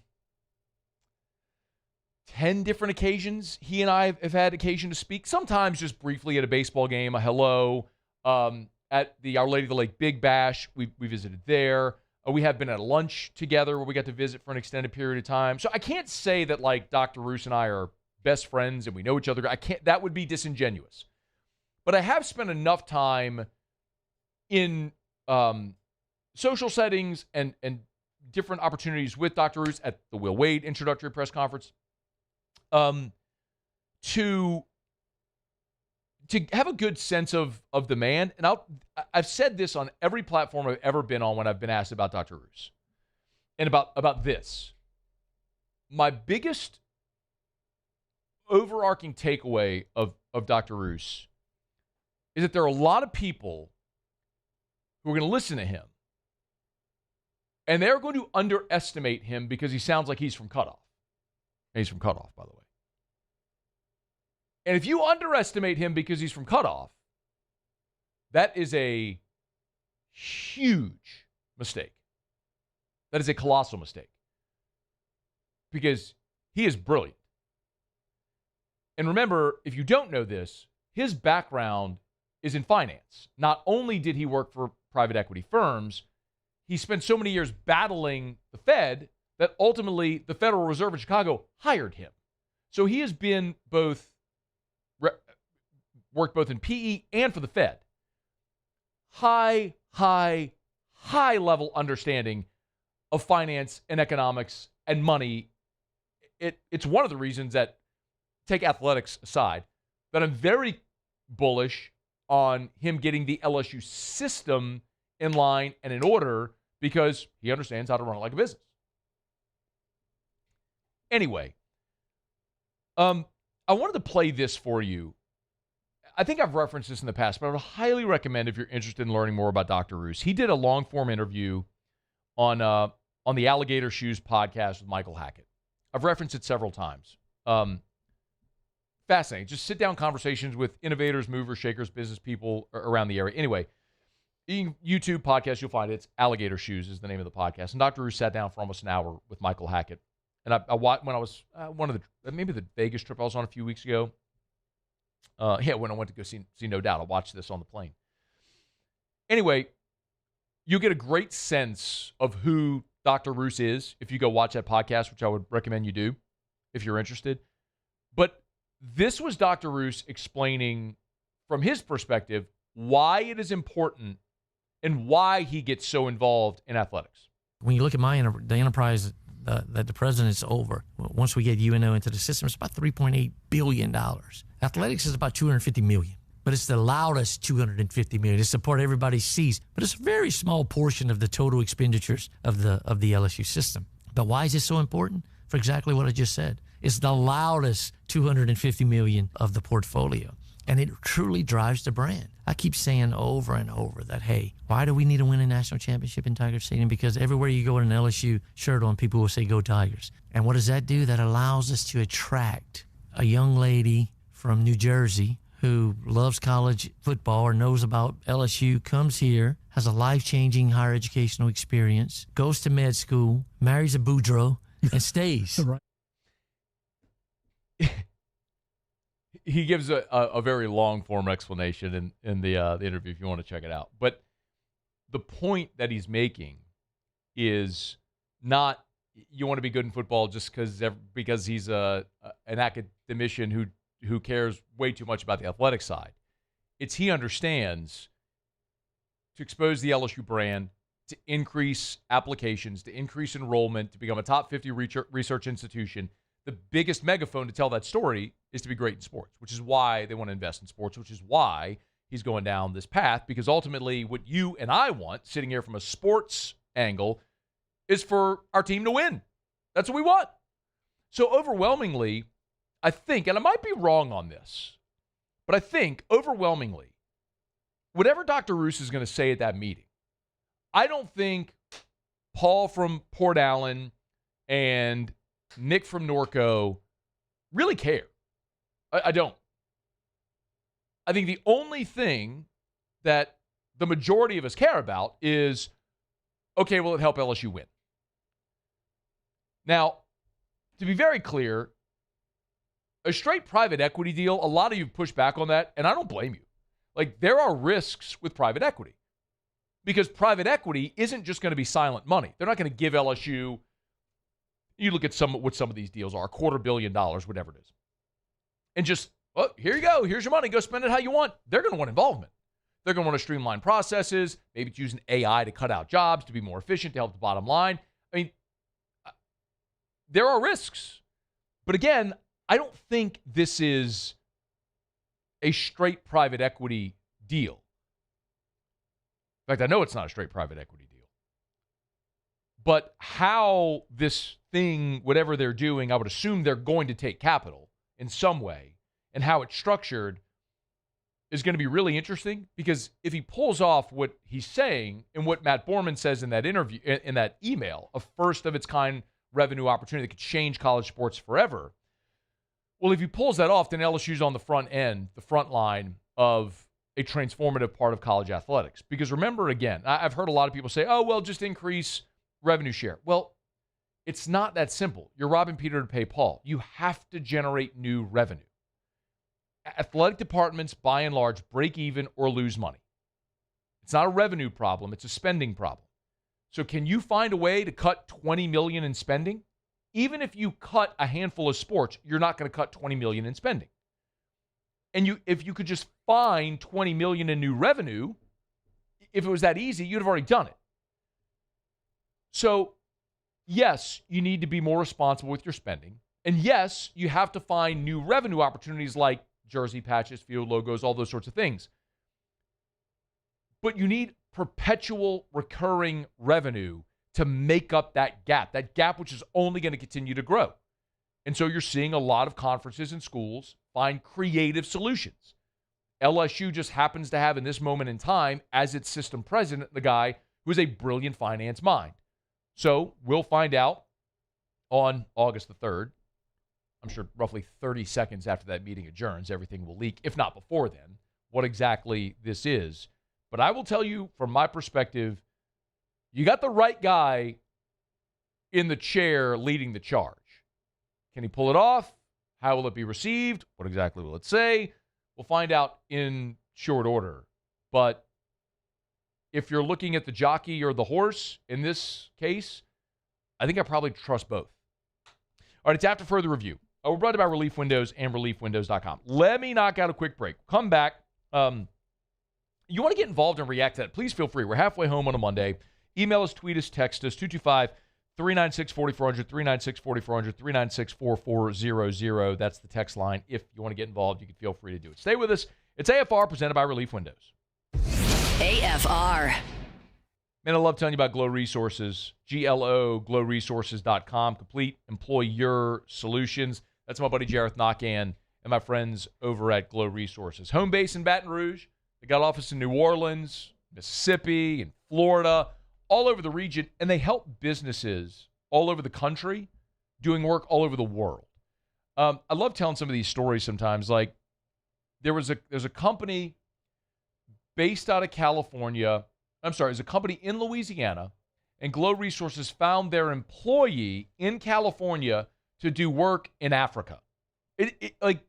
That's the level and the scope that they can fill. But maybe you need anything from like an office assistant up to the C-suite right here in town. They can help you find the right people to make your business the most efficient it can be. It's Glow Resources. Check them out online at glowresources.com, glowresources.com.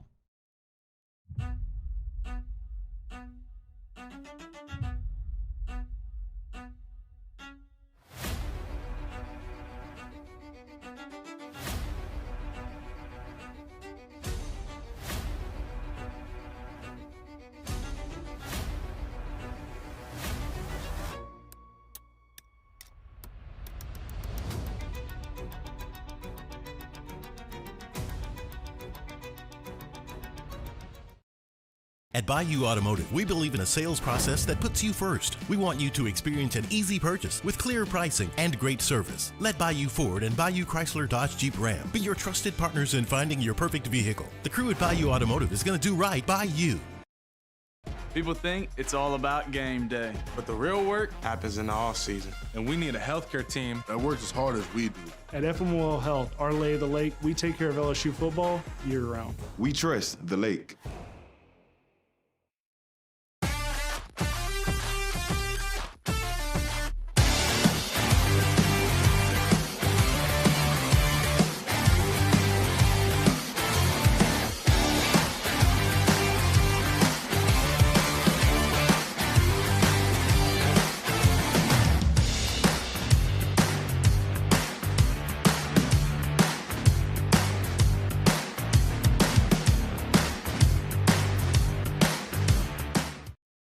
At Auctioner, we know healing is a team sport. That's why we've partnered with world-renowned orthopedic surgeon Dr. James Andrews to create the Auctioner Andrews Orthopedics and Sports Medicine Institute. Whether you're a professional athlete or a weekend warrior, our team of specialists are dedicated to getting you back in the game. So whatever your reasons are for reaching your personal best, we've only got one: you. Auctioner Andrews Institute. Long live you.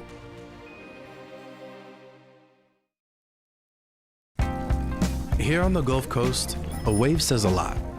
It says hello. It says thanks. It says we care. Shouldn't banking feel the same way? A friendly wave. A familiar face. Backed by all the convenient tools you need to make banking a breeze. We're Gulf Coast Bank and Trust. Give us a wave and coast into better banking. This is what you're looking for.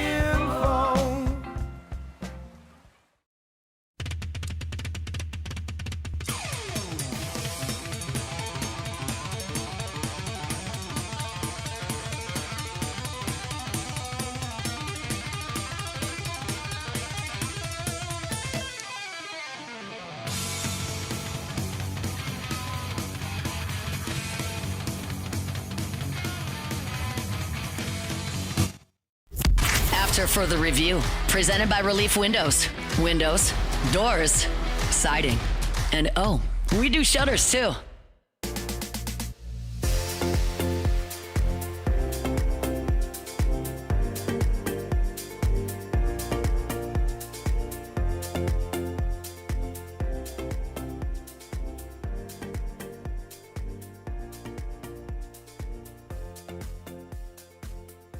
So while I was away, apparently Freddie, the German soccer fan, he went dark. He did. He What deactivated happened? his account. He deactivated He his account? deactivated his account after Germany lost. And apparently just like his back all of a sudden.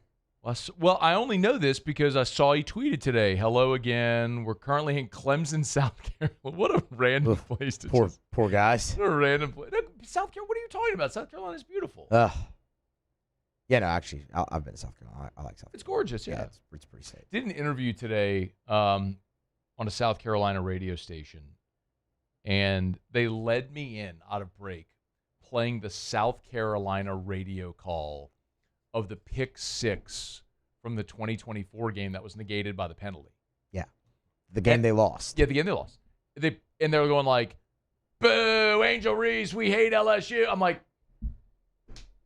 what in the world is what a weird. I was like, man, this is like the definition of a loser's mentality. Great people though, and I love South Carolina. I think like the South Carolina, this is random. What a aside we've taken here, but like I think South Carolina as a fan base is awesome and really resilient. I mean, they packed Williams-Brice Stadium during a winless season under Lou Holtz.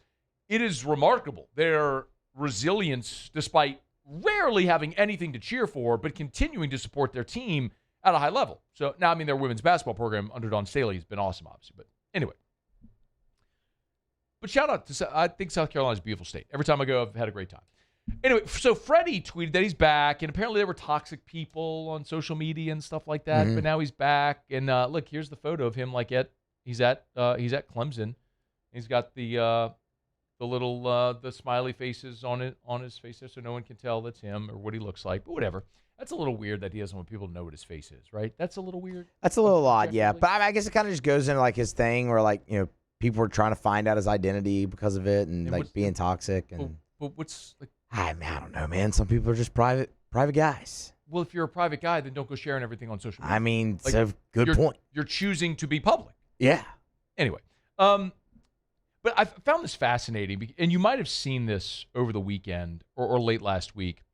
The World Cup game with the U.S. and Belgium did 50.1 million views on Fox and Telemundo. Did y'all talk about this? The dates, like, I've been gone for 2 weeks, so, and much of it was spent in a Bocock Brothers premium cigar and tequila-induced mindset for like a week straight at the beach. Yeah, I mean, we did talk about that. Also, that mindset sounds just way better than, being in here for 3 hours. But, we did. But so the thing was, we got to talk a lot about the early numbers of that game before they had the final 53 or 51, whatever you said. So like 50.1. Yeah, so like when we did it was 47. But we did talk about it, the ratings, the potential media rights, and all that. Okay, so here's the bottom line. So the World Cup game with the U.S. and Belgium drew 50.1 million viewers. It was this is from Fox Analytics, the largest non-NFL sporting event television audience since the 1994 Winter Olympics. Now, the 1994 Winter Olympics is notable. I have to explain this for people who maybe weren't alive to understand this. That was the Nancy Kerrigan, Tanya Harding fiasco. If you're not familiar, go look it up. The long story short is Nancy Kerrigan is this beautiful All-American girl. Tanya Harding kind of had the rough upbringing. They were competitors for the Winter Olympics that year. And Tanya Harding's boyfriend, a guy named Jeff Gillooly, because of course had some goon go to the skating rink and club Nancy Kerrigan in the knee when she's leaving the ice. So there's this famous video of Nancy Kerrigan after she got clubbed in the knee saying, why? Anyway, they go to the Olympics, and that was and so the Olympics, they both went and compete. Nancy Kerrigan healed, and she wins the silver medal, and Tanya Harding had a problem with her shoelace, and she stunk, and everyone celebrated it, whatever. But that drama was massive. But because the Winter Olympics in 94 had that type of TV number, and remember, that was pre-cell phone, pre-social media, like there was, it wasn't pre-internet, but the internet wasn't at scale in 1994. So like you wanted the news, you had to watch the evening news. You had to pick up the hard copy of the paper at your doorstep the next morning. Like, I'm not a super old guy, but I'm old enough. It's weird because I'm old enough to remember life before cable and cell phones and all that sort of stuff too. But anyway, so that was just a massive thing. Well, that didn't make people in the United States fall in love with figure skating, and then all these kids start picking up figure skating, and it become a really popular sport in America. And so I know that there's cynics that will look at this U.S.-Belgium match drawing 50.1 million and say, well, that doesn't mean that we're going to have a foothold of soccer in the United States. And I actually agree with you with that respect. And I think part of the reason we've had such a giant TV number, there's several. Number one, it's in the United States. So we've had so much civic pride watching these great American cities host the foreigners. And then there's also been all these adjacent stories like Freddie, like Europeans shipping Hidden Valley Ranch back home because they can't get it anywhere else. Dude, and it's exploding all over their luggage. It's crazy. They love Taco Bell. Yeah. I mean, there's so many things about this that have nothing to do with soccer that's creating a great amount of interest. And then on top of it, we're good. Like, we did good in this World Cup. But I actually do think that we are seeing, and people in this part of the country, in the Southeast, are not going to like this. But we are actually we are living through a pretty seismic shift demographically in our country. High school tackle football participation is down 15%. When you look at 13 and younger, tackle and flag, participation is down 50%, 50. When you look at the popularity of sports, ages 6 through 17 say their favorite sport is soccer over football. Children in the United States, age 6 through 17, prefer soccer over American football. Now, that's not going to create a giant disparity today. Like Sunday Night Football this fall is still going to be the most watched thing on television. And then the Super Bowl will do 120 million viewers, and like it always does. But if you go back 50 years to the 1970s, when the NBA Finals were on tape delay, and the NFL was, like dudes had second jobs in the offseason, and you go back into the 1970s and try to convince someone in 1976 that in 2026, baseball is going to be the fourth most popular sport in America, which it is, by the way, right now. Soccer has overtaken it. It's football, the NBA, then soccer, then baseball. Try to convince someone of that 50 years ago. They'd laugh in your face. But a lot happened. We got into a microwave society. Baseball is slow. You had the strike in 94. You had the steroid scandal, the exploding popularity of the NFL, international stars in the NBA, and then the popularity of soccer as we've now gotten more injured. Parents don't want their kids playing football because of head injuries and so on. We are living through the shift. And if you can't, you don't want to acknowledge it, that's fine. But it's happening. And I believe in my lifetime, we will see a world where probably the NBA and maybe soccer overtakes the NFL. It doesn't look like you can see it today, but where you can see the regression of the NFL, or the median age of an of an NFL fan is getting older, and the NBA and soccer are getting younger, meaning younger fans are choosing things other than football. And we all going to get old and die, and they're going to become the primary demographic eventually. So I think you can fast forward 30, 40 years in the United States and see a world where, yes, I do think there will be a time in this country where soccer and the NBA are the most popular sports in America. And we are living through that change right now. Hidden Valley Ranch. That's so good. They're taking all the ranch dressing. How come we don't export ranch dressing? It's a good question. I don't know. I mean, maybe they will after this. I don't know price points and all that sort of stuff on ranch dressing, but it seems like that would be really cheap to make. I know to ship it overseas would cost a lot, and I'm not sitting there trying to say take away American jobs. Like, could you produce it over there? I don't know. Send them our dressing. They're big, a whole new economy of scale. They're a big fan of air conditioning in every building, too. Would you be? Yeah. I am. Absolutely. We're brought to you by Parish Restoration, parishrestoration.com. parishrestoration.com. Kill mold, remove odor, and other harmful pathogens. Look, with all this rain, a lot of people have water intrusion. If you have water intrusion, it's a breeding ground for mold. Water and humidity, breeding ground for mold. That's why we live in the mold capital of the world. Have mold, think you might. Our friends at Parish Restoration can help. parishrestoration.com, parishrestoration.com. Go to the homepage, fill out the form. They'll be in touch. They'll schedule a free consult for you. They'll tell you what it'll cost to get your home or your commercial building sprayed. Their patented non-toxic dry fog. It's parishrestoration.com, parishrestoration.com.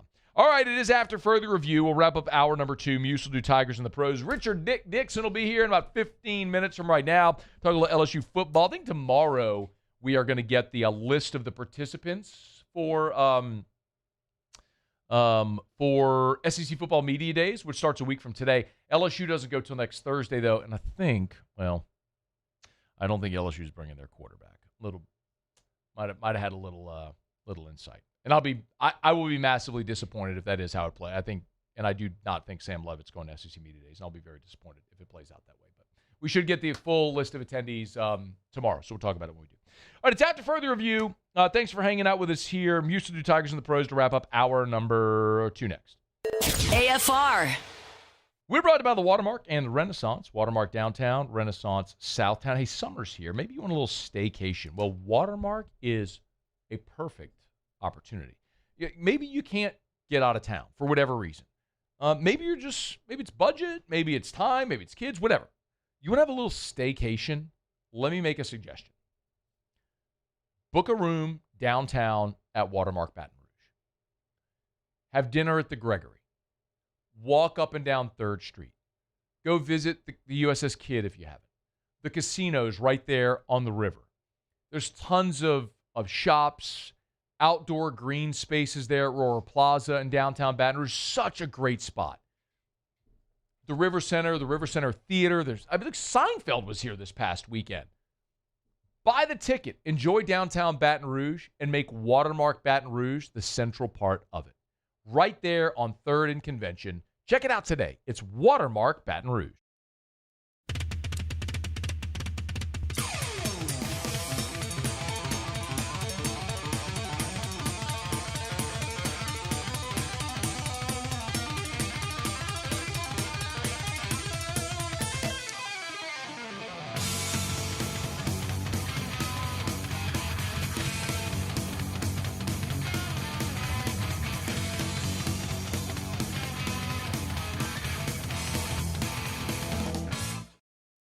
I'm Lawyer Locke Meredith. We are honored and humbled to receive from our clients in Google, based on 5-star client reviews, the designation of our law firm is highly recommended. Whether you hire us at all, please give us a call, 272-5555. You have nothing to lose. Hi, I'm Mitchell Meredith. Injuries happen when you least expect them to, making your life more complicated. At Locke Meredith, Sean Fagan and Associates, we know this, and we strive to help each of our clients during these times. Whether you hire us at all, give us a call at 272-5555. I'm Gabrielle McLeod on behalf of the Louisiana Propane Dealers. I have spent hundreds of hours preparing for scholarship competitions. That preparation paid off when I won the Fitness and Talent Awards along with the title of Miss Louisiana. The Louisiana Propane Dealers are also pretty talented and want you to be prepared for when the power goes out. Visit LouisianaPropane.com to find out about propane generators and other safety tips. Louisiana Propane, it truly is the fuel for our future. My father, J.B. Falgu, had a vision of growth for First American Bank and the communities we serve.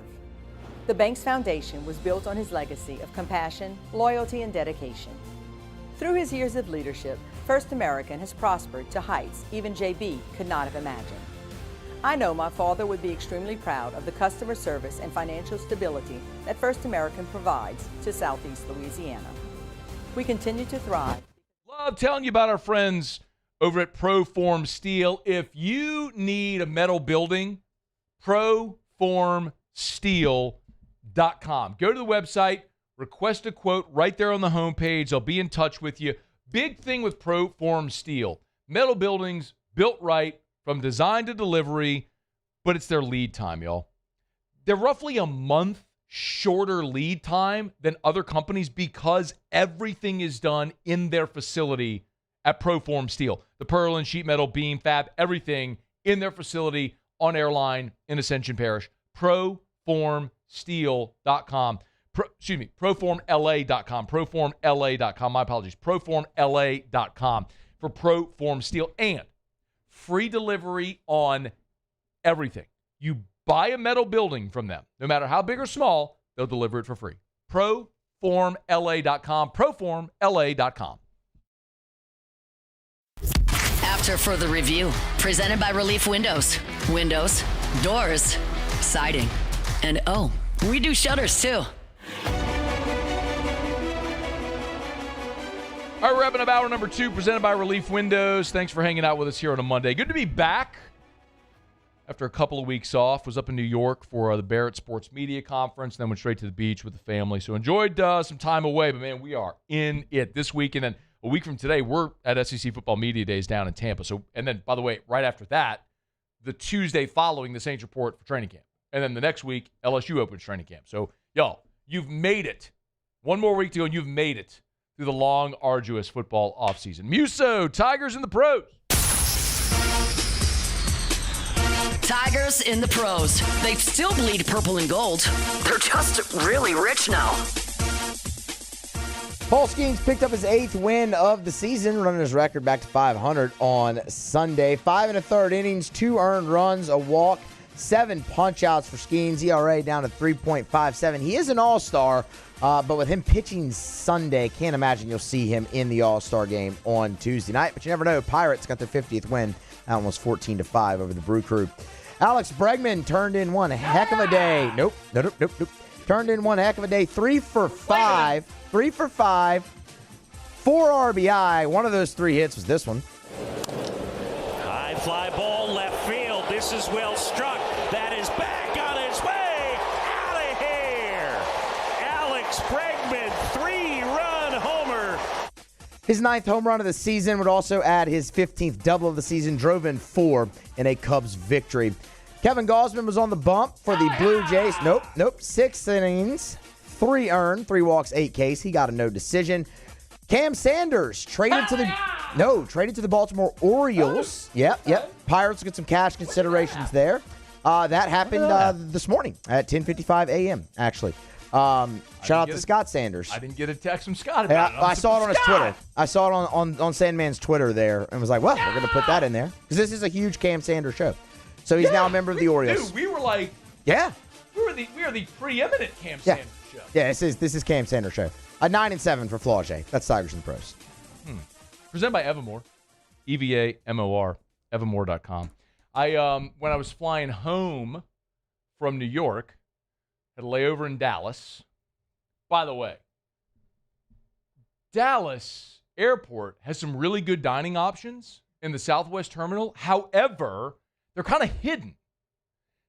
You walk past the crappy barbecue place and there's a Chili's, but you got to make a left and go down the thing, and there's like a Maggiano's and really good stuff, but it's hidden. So just PSA. But you know what they have at the Dallas airport? Evermore. Shout out to the Dallas airport for having Evermore. And shame on you, Baton Rouge and New Orleans airports, for not having Evermore. A great Louisiana company, natural artesian water, healthier alternative, Evermore.com. Get it in the airport. Expose different cultures to Evermore. All right, hour 3's next. AFR. What am I doing next? Oh, Parish Construction and Roofing. Hey, so next Friday is the deadline to enter.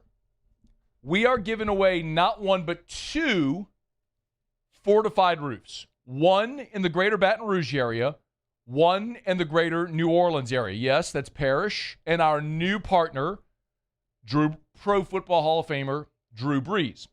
So we're excited about this. There no inspection needed, no purchase necessary, nothing. If you live in greater Baton Rouge or greater New Orleans, go to parishbuilt.com, parishbuilt.com, parishbuilt.com. On the homepage, you'll see 2 shield logos. One says New Orleans roof giveaway, one says Baton Rouge roof giveaway. So if you live in GNO or greater Baton Rouge, click the one that's appropriate to you, enter. The deadline to enter is next Friday, a week from Friday. So go to parishbuilt.com, parishbuilt.com. Do business with someone you know, parishbuilt.com. Raising Cane's is honoring Chuck Norris on National Chicken Finger Day. For every box combo sold on July 27th, Cane's is donating $1 to Chuck's Foundation, Kickstart Kids.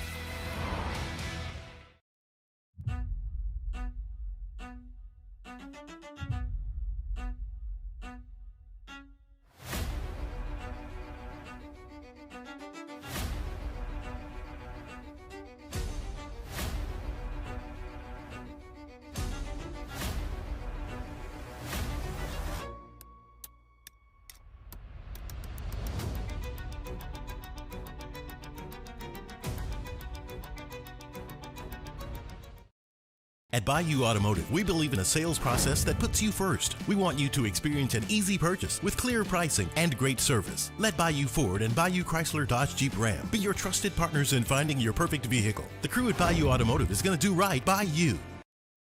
People think it's all about game day, but the real work happens in the off season, and we need a healthcare team that works as hard as we do. At FML Health, our Lay of the Lake, we take care of LSU football year-round. We trust the lake. Hi, this is Beth Serena. Welcome to my pool.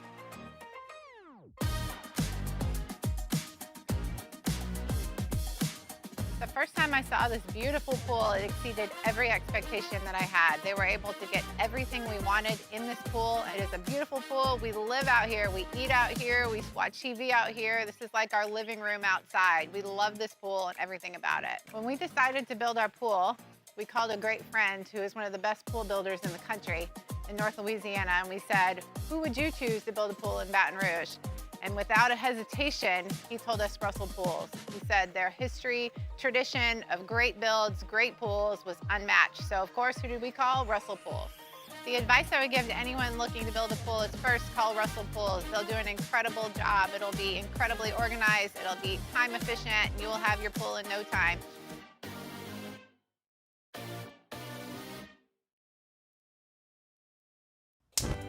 Looking for cleaner energy? Propane is energy for everyone. And when you're cooking with clean, affordable propane, you're cooking with gas. In the wintertime, nothing heats a home like Louisiana propane. And when you need hot water, propane's got you covered. Oh, and you won't regret that propane generator when the power goes out.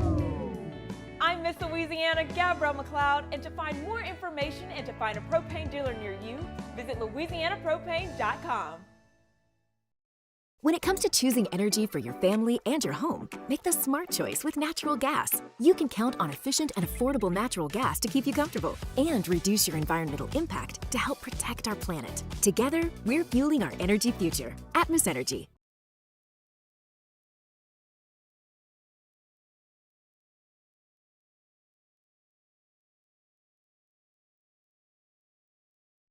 This is SportsCenter.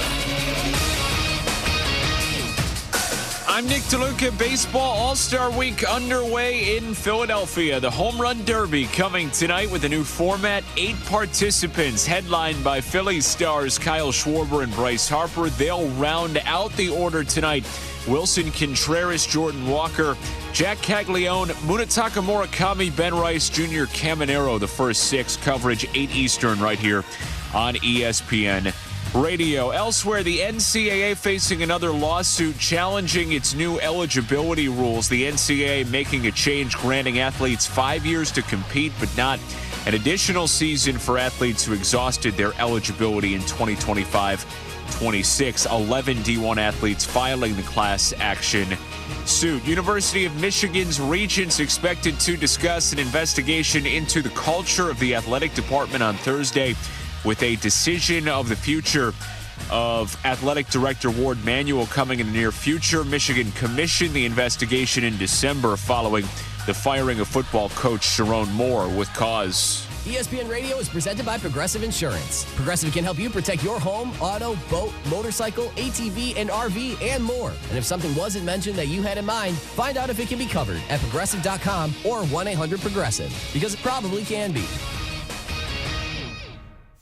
Matt Moscona. I'm very important. After further review. Say it one more time. After further review with Matt Moscona. And here we go. Live from the Raising Cane studio. That's right.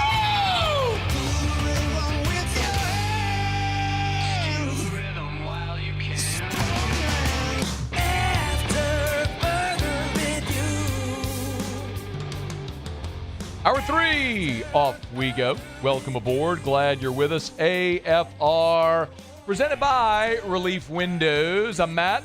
You're a loser, Matt. Shut up, kid. Paul O'Neill. They're chanting Paul O'Neill's name. Soup. And Mr. Toby Tomplay.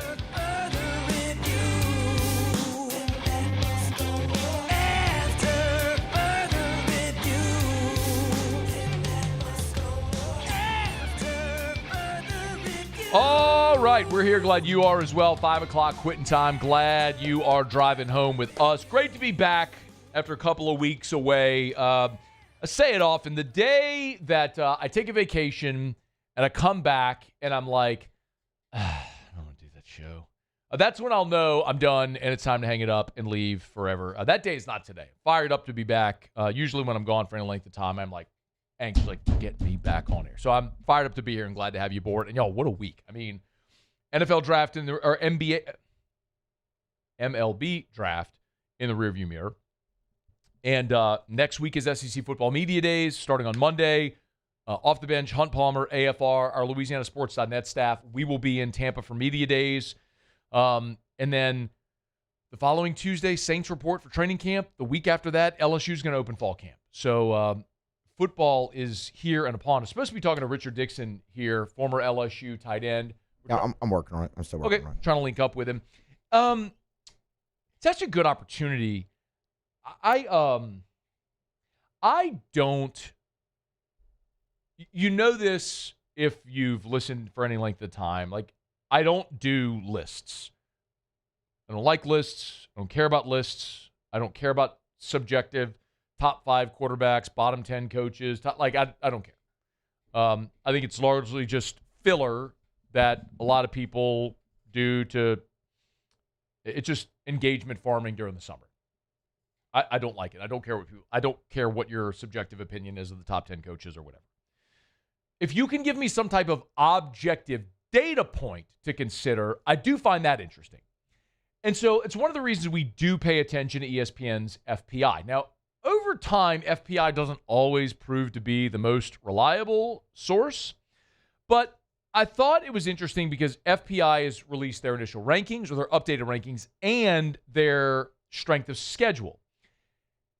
And I don't want to bury the lead. LSU on FPI, preseason FPI, LSU is number 9 in the country on preseason FPI. And if you look at their strength of schedule metric, they have the 11th toughest schedule in college football on the strength of schedule metric. Now, you can look at that and go, man, the 11th toughest schedule in America is brutal. And it is. However, of the 10 teams with a tougher schedule than LSU, follow me here. LSU's 11th. Of the 10 teams with a tougher schedule, 9 of those 10 are in the SEC. Only Ohio State, which has the 8th toughest schedule, represents a different league. And what's more, after LSU at 11 is Missouri at 12, Auburn at 13, Tennessee at 14, Alabama at 15. So of the top 15 toughest schedules in America, 14 of the 15 are in the SEC. The other remaining 2 are Vanderbilt at 18 and Georgia at 20. You wonder why a lot of people are higher on the Georgia Bulldogs this year? That's why. Not to say that having the 20th toughest schedule in America is a cakewalk. They do have to go to Alabama, but they get Georgia Tech as their Power 4 non-conference, and that game's being played at Mercedes-Benz Stadium in Atlanta, so it's a neutral site, but it'll be a partisan Georgia crowd. Or a Tech home game, but it'll be a partisan Georgia crowd. And then they have a game against Florida at a neutral site, as we well know. So they do, by and large, get a relative to the rest of the SEC an easier schedule. But when I look at LSU, this is probably going to be one of the things. People have asked me a lot, hey, what do you think are going to be your talking points? What are going to be the storylines that are most interesting at media days next week? For me, the most obvious one is the 6 new coaches in the conference. A year ago at media days, there were none. There was no turnover last year at all among head coaches. This year, you have 6 new coaches. LSU, Ole Miss, Arkansas, Auburn, Florida, Kentucky. 6 new coaches. That's going to be fascinating. See that much turnover among head coaches. The other, though, I think, is how LSU can navigate September. Because I do think when I look at the schedule in totality, yes, it is brutal. And there is nothing easy about any SEC schedule ever. And especially now with a 9th conference game and with the Power 4 non-conference mandate, and LSU's playing Clemson. But context matter, and I often say it's not just who you play, but when and where you play them. And I would look at LSU's toughest games on the schedule, and if you look at what they have the week before, by and large, with 2 exceptions, it benefits LSU. Like you open with Clemson. You're going to be a big favorite at home, but it's your opener. You should be fresh. Then you're going to Ole Miss in week 3, as we well know, but you get Louisiana Tech. So big, giant opener against Clemson. Then you get a little bit of a breather against Tech before you have to go to Ole Miss. Now, it's brutal that the week after Ole Miss, you got to play Texas A&M, but at least you get that game at home. For what it's worth, Texas A&M plays Kentucky that week before. And you go through the schedule after A&M, brutal, but then you get to October, and October is a relative breeze. McNeese, and then you go to Kentucky, home against Mississippi State, at Auburn. You're going to be favored throughout the entire month of October. And I'm not saying it's ever easy to go. Look, LSU certainly has had their struggles in Lexington. From the Bluegrass Miracle, the year before they needed a miracle last-minute touchdown pass from Rohan Davey to win in 2001. We know they lost in 2007. They got punked in 2021 when Kayshawn got hurt. I mean, it's seldom been easy to win there. But you're going to be favored. You'll be favored at home against Mississippi State. You'll be favored on the road against Auburn. Then you get an open date before you play Bama at home. New quarterback, you know how I feel about Bama anyway. So the other spot on the schedule where it's tough, right, is November, I think, is brutal. But you get the open date before Bama, and then you get Texas. By the way, Texas, when they come to Baton Rouge, will be playing the second of back-to-back road conference games. They go at Missouri, at LSU. And historically, it is very difficult to win back-to-back road conference games. But after Texas, LSU has to play back-to-back road conference games. At Tennessee, at Arkansas. Now, Tennessee will be breaking in a new quarterback. By the end of the season, they will be settled there, but we'll see how it goes. And Arkansas was the worst team in the conference a year ago. I don't know if they're going to be any better. But that back-to-back road conference games to finish the schedule in November after Bama, Texas, is a brutal way to finish. But I'll say it again. If you can navigate September unscathed, I'm not saying it's easy, but you're favored against Clemson. You get Tech before you go to Ole Miss, which I think that's a winnable game against Ole Miss, and you come home against A&M. A lot of turnover at A&M, but they've beaten you the last 2 years. At least you get that game in Baton Rouge. If you can navigate September unscathed, October is a breather before a brutal November. But how you manage September determines what you will be playing for in November. We talk about back-to-back road conference games. Remember, you didn't play back-to-back road conference games last year, but in 2024, you went back-to-back at Arkansas, which was the best game of the season for LSU that year at Arkansas. And then you went to A&M, and that's where you were dominating the first half. And then they made the switch to Marcel Reed and got blown out in the second half. In 2023, back-to-back road conference games when you lost to Ole Miss, the 55-49 game. You went Ole Miss, Missouri. In 2022, you did not play back-to-back road conference games. 2021, which was Ogeron's final season, you did when you went back-to-back against Ole Miss and Bama and lost them both. So, yes, I think the schedule, each game in a vacuum, there are brutal spots on the schedule. Really tough games.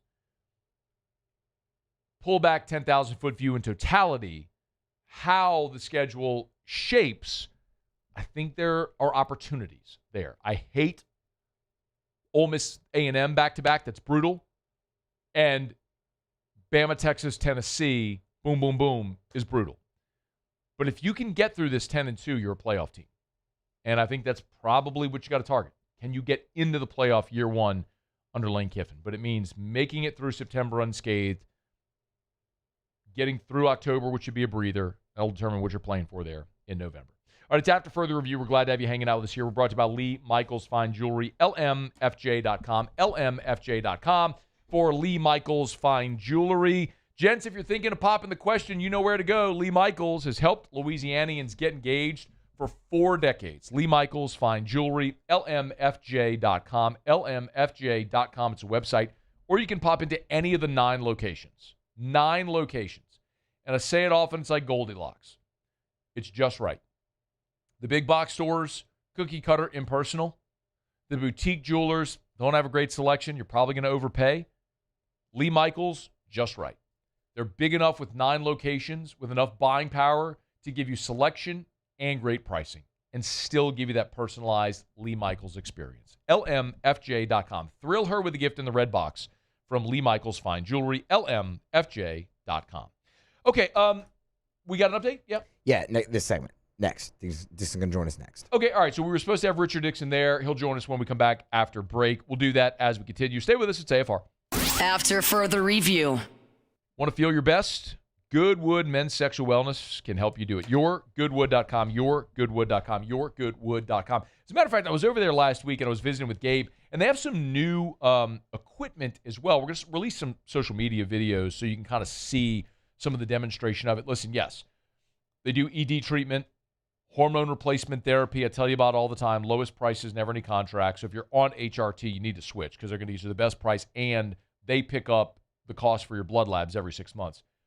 Peptides, which I've told you about plenty. I'm on NAD+, BPC 157. So many different options to help optimize your performance in every phase of life. But they also have other things like There's one technology that they can use for ED treatment that they use for my back, which basically recruits blood flow into an area to help healing. So many different options. You want to feel your best. Goodwood Men's Sexual Wellness. YourGoodwood.com. My name is Mike Krumholt, and I've been with First American Bank for 4 years. What makes First American Bank special is we're able to offer all the products and services that any other big bank can offer. What sets us apart is being able to give that small town feel that someone can pick up the phone and they can talk to someone or stop by the branch and get excellent customer service. At Ochsner, we know healing is a team sport. That's why we've partnered with world-renowned orthopedic surgeon Dr. James Andrews to create the Ochsner Andrews Orthopedics and Sports Medicine Institute. Whether you're a professional athlete or a weekend warrior, our team of specialists are dedicated to getting you back in the game.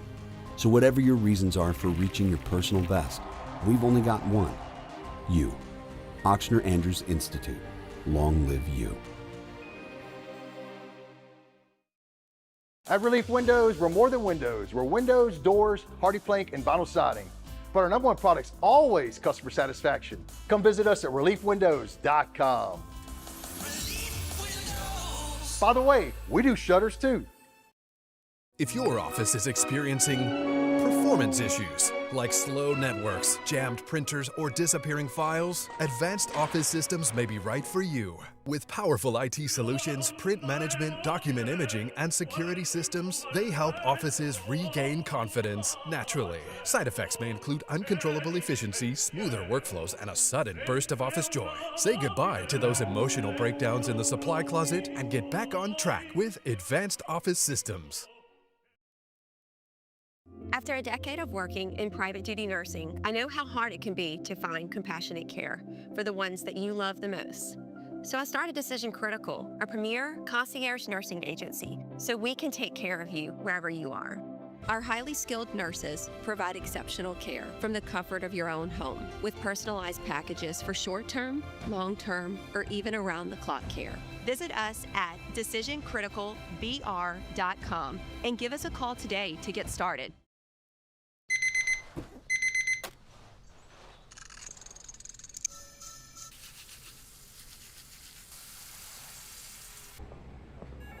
Sometimes you ignore the signs, even when they're right in front of you. Problem gambling isn't always easy to spot. Know the signs. Set your limit. Learn more about healthy gambling habits by visiting us online or text or call for free confidential help now. Ever wonder why cane sauce doesn't come in a pre-sealed packet? It's because it's made fresh inside every Raising Cane's every single day. Because when you make it right. After further review, presented by Relief Windows. Windows, doors, siding, and oh, we do shutters too.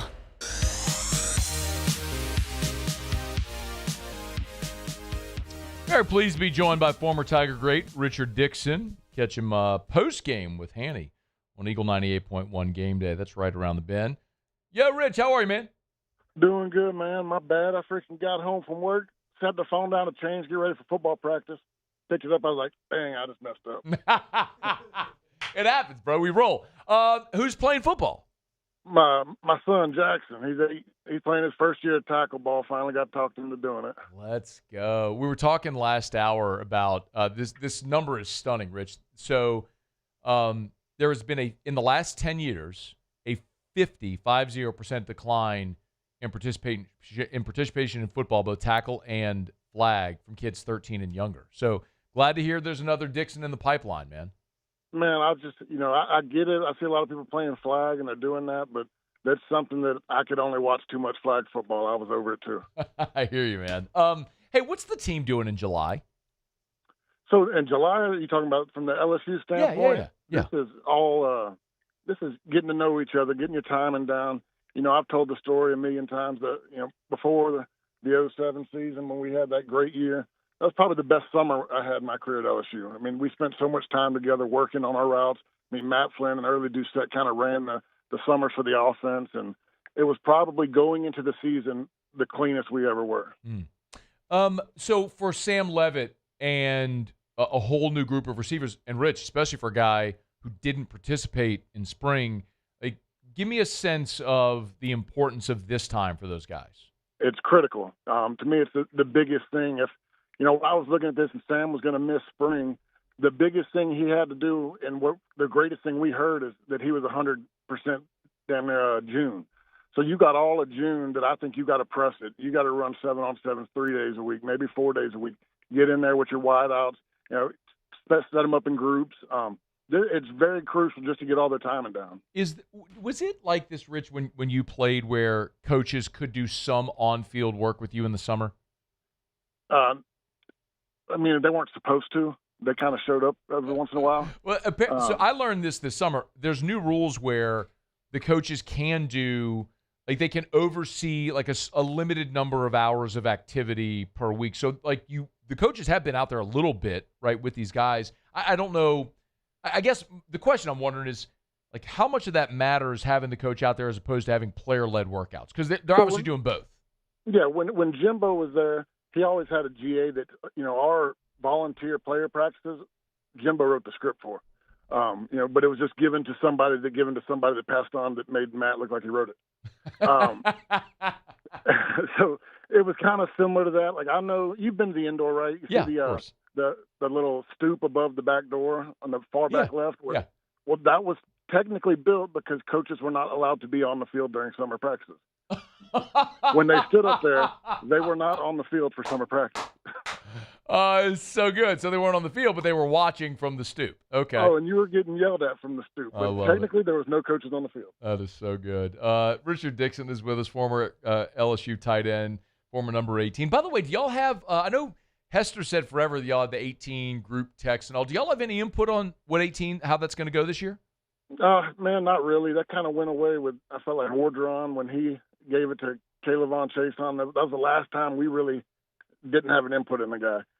When it first got started, Jack Marucci and Greg Stringfellow and Matt Malk and Hester, we started texting, and Jack would tell us who they thought it should be, and then we kind of gave our input on it. Now we just kind of wait around like everybody else and get excited to see who's gonna get it. Do you have a preference? I mean, my favorite guy on this team is Whip Weeks. I just love his energy, his personality, the way he motivates the guys on the field. I get really excited watching him play.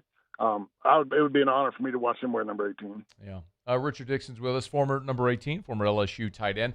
Speaking of tight ends, obviously Trey'Dez Green is just a gigantic storyline. I mean, I guess literally and figuratively, it's a gigantic storyline. But it's so interesting, Rich, because we haven't seen this like explosion of production from Trey'Dez. What do you think is realistic for him this year in this offense? I think this could be a really big year for him. He's on that leadership role. First year, he's learning how to block. I went and watched Trey'Dez in high school, and he was split out wide receiver every play. Yeah. So he had a lot of learning to do. What I see from him early on, he was eager to block. Like, he would try. You knew that he hadn't worked it a lot. But I think that this year, with what Kiffin's going to do and what he's done with his, taller, leaner tight ends that he's had in the past, he's going to be a big part of the offense. Yeah. Did you get to see a lot of spring? Did you go out there any? I went to a few times out there, and it was crazy how fast things were and the amount of people that were out there. And you had two fields running. I mean, it was very efficient. Yeah. It was one of the things they said they could basically get like 3 times the reps in the same amount of. Yeah, it got hard just to decide what I wanted to watch. I'm like, well, I want to watch these guys, but these guys are going over here. I mean, you were just walking around catching glimpses of everybody. Try charting all of it. No, to put a practice report, I know. No, but I wanted to ask about Trey'Dez because we saw him a lot in spring, Rich, where we saw him attached. We saw him in a 2-point stance, kind of like as an H-back. We saw him in the slot, and we saw him split wide. How, easy, difficult? Make that make sense for, what the challenge that is to try to effectively play 4 different positions. Well, to me, the part about it is you learn the offense, and then you can be interchangeable. I know what the Y does, the Z does, the X does. And once you understand the full scope of the offense, not just your position, it becomes easier because you can break it down. You know what everybody's doing on each play called anyway. But where it's awesome for the offensive coordinator and an offensive staff is now that you can have a Trey'Dez in there who can be an H-back, who can go wide out, go 4 wide, or be attached in the tight end. you're not really giving away your formation or personnel. You can get to everything. A couple more minutes here with former LSU tight end Richard Dickson. You're going to be back this year with Handy, right, on game day? Yeah. Awesome. I was almost – my wife is about tired of me doing it, and she almost had me agree to not do it, and then we hired Lane Kiffin. I was like, I'm doing it. I'll do one more year. We'll do one more year. So as they kind of get toward camp, which will be cranking up here in about 2 or 3 weeks, for you, what is your biggest camp storyline questions? Just camaraderie. Like this, we're in a new age of football, and it's something that's hard to get used to with having so many new people. And I'm used to from the style of plugging in 5 to 10 new guys that might contribute. Now you got 60 new guys that and 30 of them might be starting somewhere or another. So I think it's just getting the guys in there, making sure. I think a strong summer, like we talked about when we first started, will be very evident in the first couple weeks of camp. Or what about position group? I'm going to press you. On the field, what are you interested in watching? So I want to see the offensive line. It's been a long time since we could put together a dang run game, and it's been frustrating. And, we've had guys drafted, but we still didn't ever run the ball very efficiently. I want to see how these guys work and the new group, the new way they're coached, and see how aggressive it gets. They're almost here, man. You ever pay attention to SEC Media Days? I do. I listen to y'all when y'all go. I mean, I'm in the truck a lot during the day, and I listen to everything y'all say, and it's always pretty interesting just to see what the players talk. I know you always get some clips out of it, but I'm relying on you and Jake and Matt to get all that information for me. Your coach at LSU wanted guys to get in, say nothing, get out, have a steak, and fly home. That's what Les Miles wanted. It'll be fascinating to see how it goes with Kiffin's crew, because he's a little more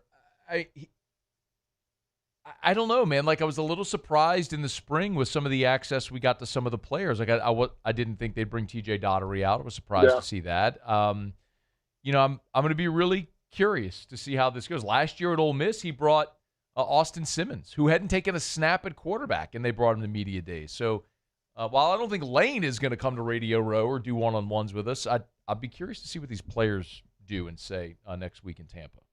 Yeah, no, it's going to be very interesting because, these guys have now had 6 months with Lane, working with him. They get an idea of what they want to do. It's my favorite part is I'm always going to listen to LSU player interviews.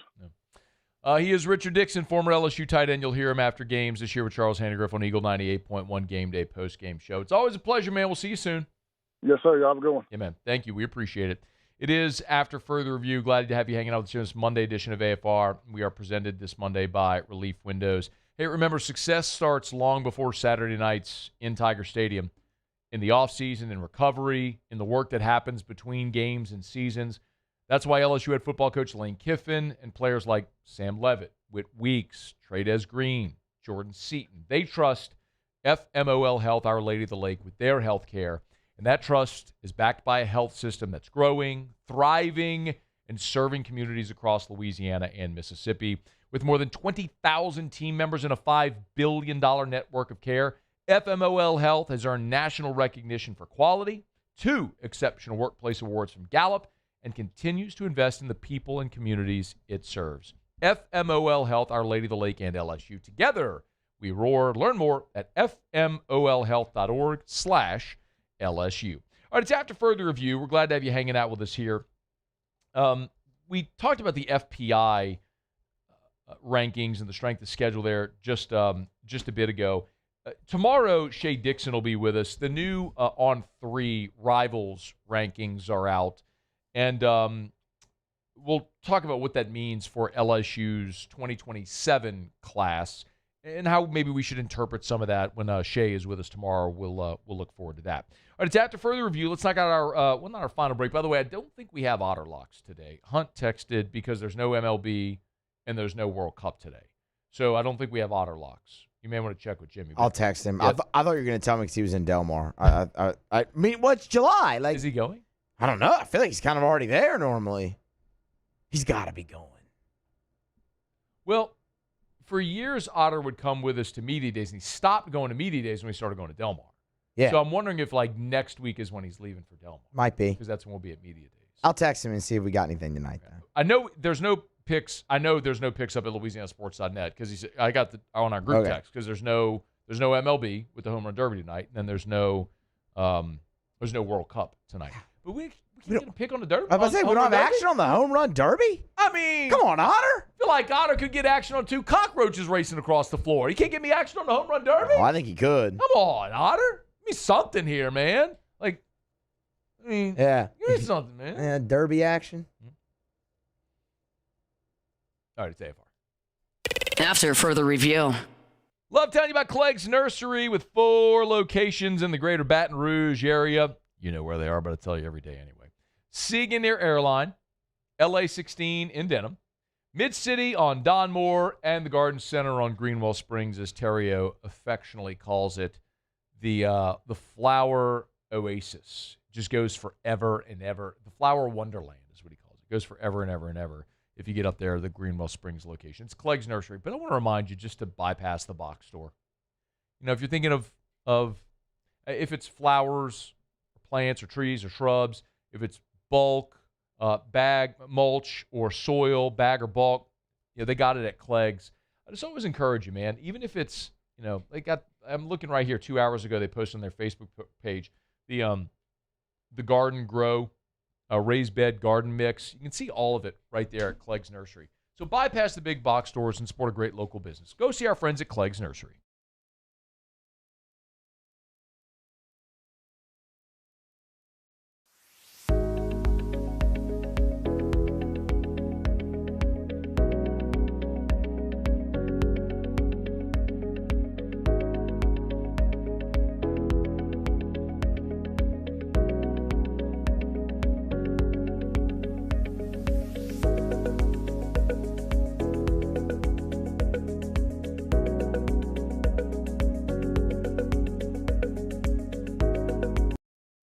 People think it's all about game day. Let's go!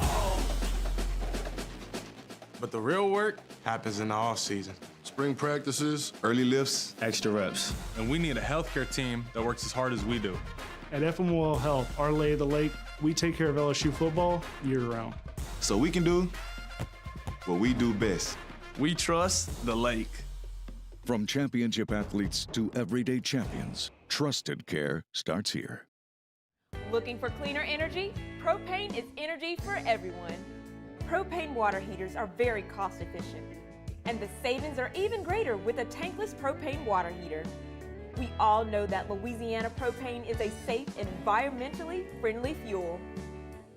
So why not go green while you save some green? I'm Miss Louisiana, Gabrielle McLeod, and for more information, visit louisianapropane.com.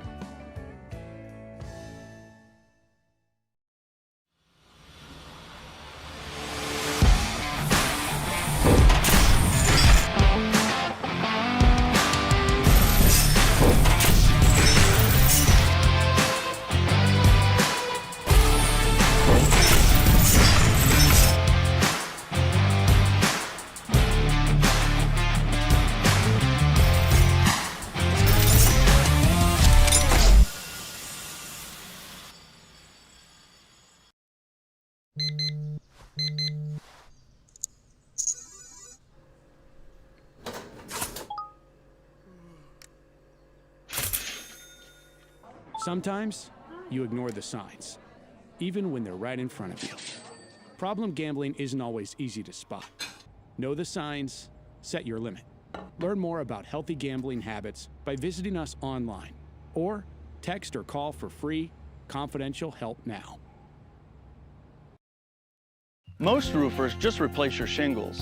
At Pelican, we diagnose your roof, digging deep down to find the root cause of your roof symptoms. Now cough for me? Good. We don't ignore your roof's issues, we address them. Let's just take care of this right here. Helping your roof to become the best version of itself. Interesting that you... After further review, presented by Relief Windows. Windows, doors, siding, and oh, we do shutters too.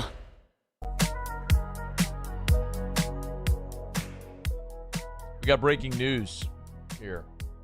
Breaking news.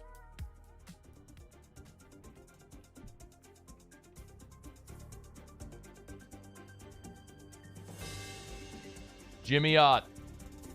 Coward. Coward? Coward! Oh, man. Coward! Come on now. No, you come on now. Calling you out, Otter. It's a day that ends in Y. You can tell me we got nothing to gamble on? Nothing? That's what he said. You gonna tell me that guy ain't placing a bet today? He said no games. You gonna tell me he's not placing a bet on anything today? Yeah. I mean, I don't believe it. We got 2 WNBA games tonight. 2 of them. Let's go. Give me a side. Give me a total. Home run derby Give me tonight. a prop. Is the polar bear in the home run derby again? No, Bryce Harper, though. Hometown team. Phillies hosting the All-Star game. Harper's doing it. Come on.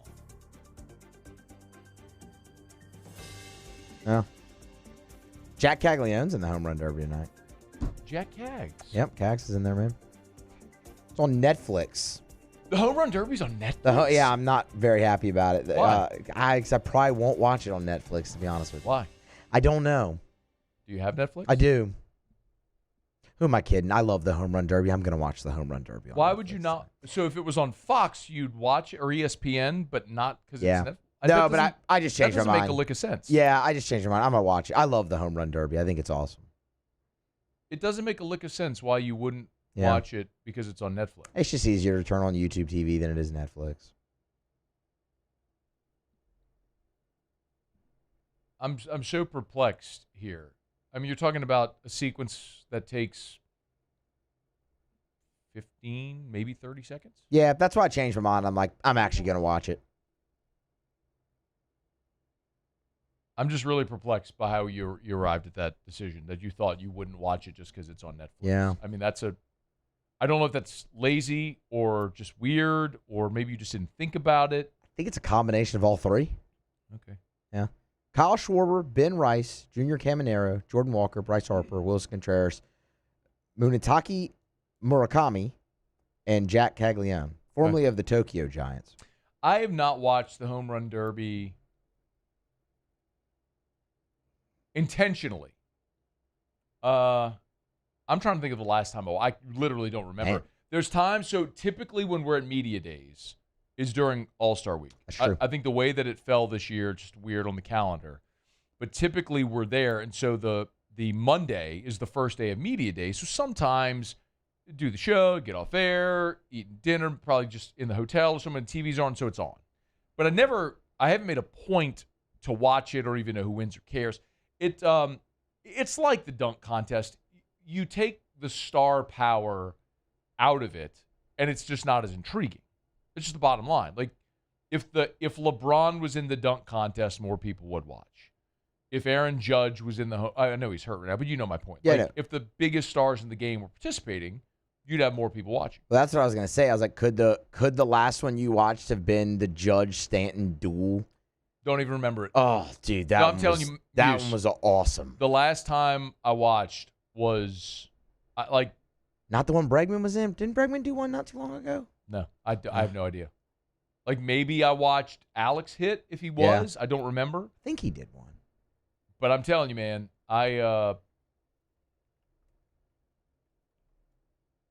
mean, you're talking about a day and age where, like, when Junior Griffey was in there, Mark McGwire, Bonds, and Sosa, it was the biggest names in the sport. I mean, they were all juiced out of their brains, but they made it fun. Bregman competed in 2018 and 2019. He's been in two. How'd he do? He did well. Lost 16-15 to Schwarber in 2018, and then hit 16 homers in the opening round in 19, but lost to Pete Alonso. The polar bear. Yeah, polar bear. So, I mean, Bregman's done great. He just went up against Schwarber and Alonso. Doesn't sound like he did great. He lost both times. Didn't advance. Yeah, I mean, we're looking at 31 combined homers, though, in those two. That's pretty solid. But you can't say he did great if he didn't advance. All right, well, he did solid. He did well. Yeah, okay. If he'd gone out there and dinked like 5 of them, then you'd be like, get out of here. So he did. He performed nicely, but he lost. This is a weak field this year. Maybe he should have been out there. Speaking of losing, did you watch McGregor? I did not. I was at an engagement party, but I saw what happened. I was watching. I'm a big MMA guy. Yeah. And when transcendent stars compete in MMA, it always exposes the casual fan, because the people that were betting on McGregor, injury notwithstanding, Conor McGregor was not winning that fight. Now, it's an interesting. One of the things I love about the sport is one punch and you can end the fight. I mean, so it's always intriguing that way, and Conor is an elite striker. But ring rust is a real thing. He hadn't fought in 5 years, and the last time he did fight, he had lost 3 of 4, and he mangled his leg against Dustin Poirier. To think Conor McGregor was going to come out of retirement after not fighting in 5 years and beat Max Holloway, who is one of the winningest fighters I think he's top 5 in maybe top 3 in the history. Can you look that up? I think Max Holloway he's definitely top 5 winningest fighters in the history of the UFC, and who has consistently fought and is younger than Conor. This was never going to go well for Conor.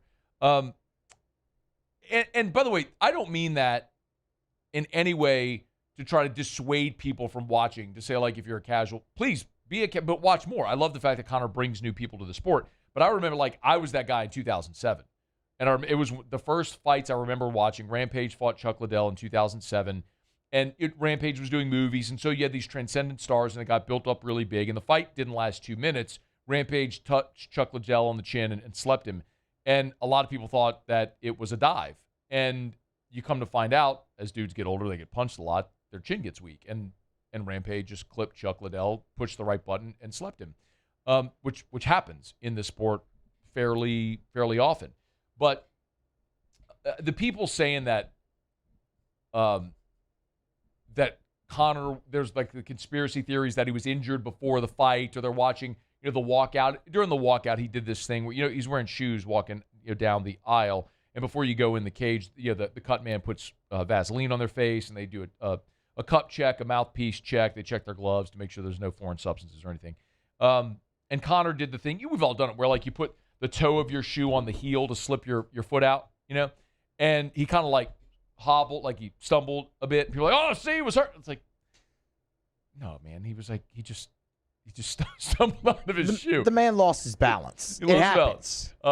He very clearly threw a kick to open that fight, and he planted, and his knee exploded. It happens. I remember in the UFC would never allow Conor McGregor with a bum knee to go fight.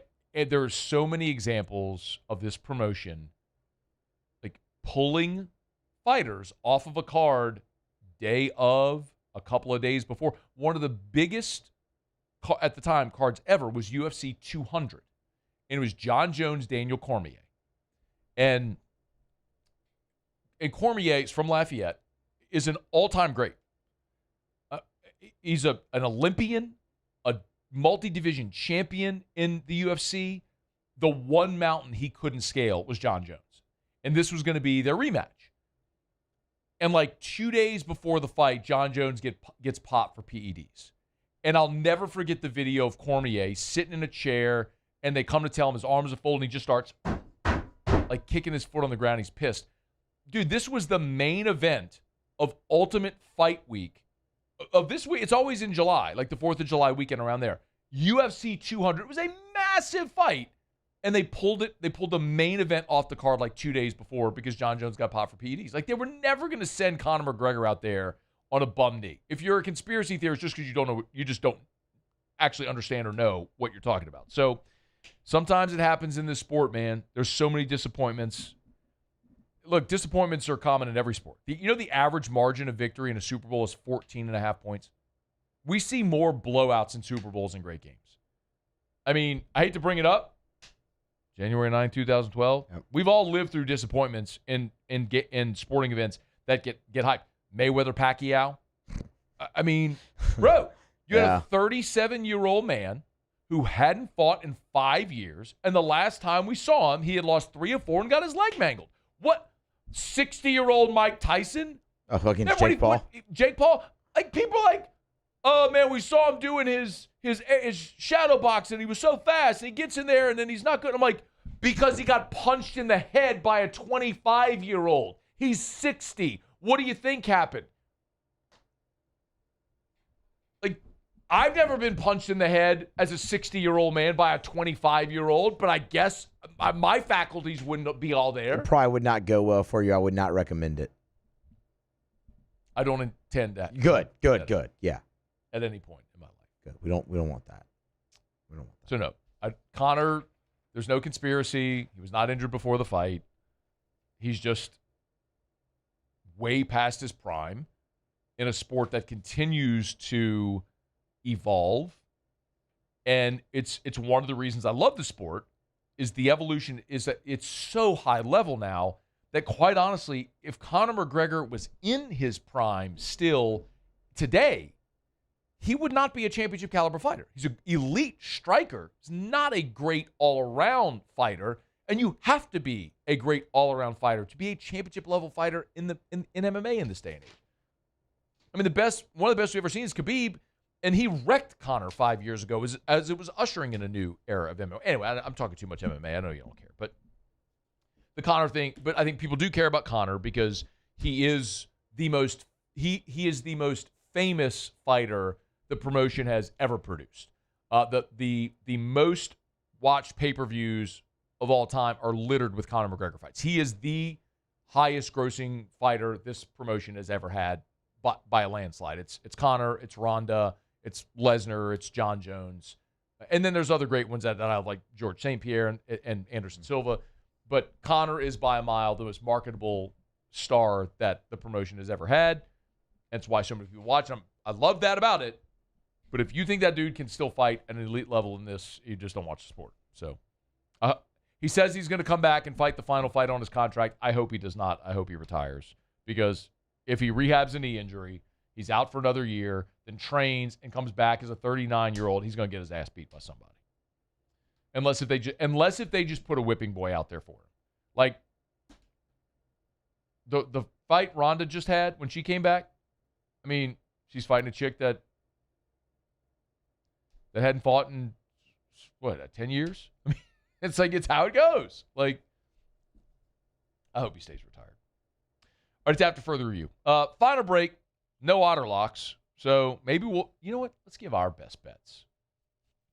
All right. Let's give our best bets on the Here we go. Muse, you, me, and Paulie are giving a best bet. Pull out your DraftKings app. Find a best bet. We're doing that next. It's AFR.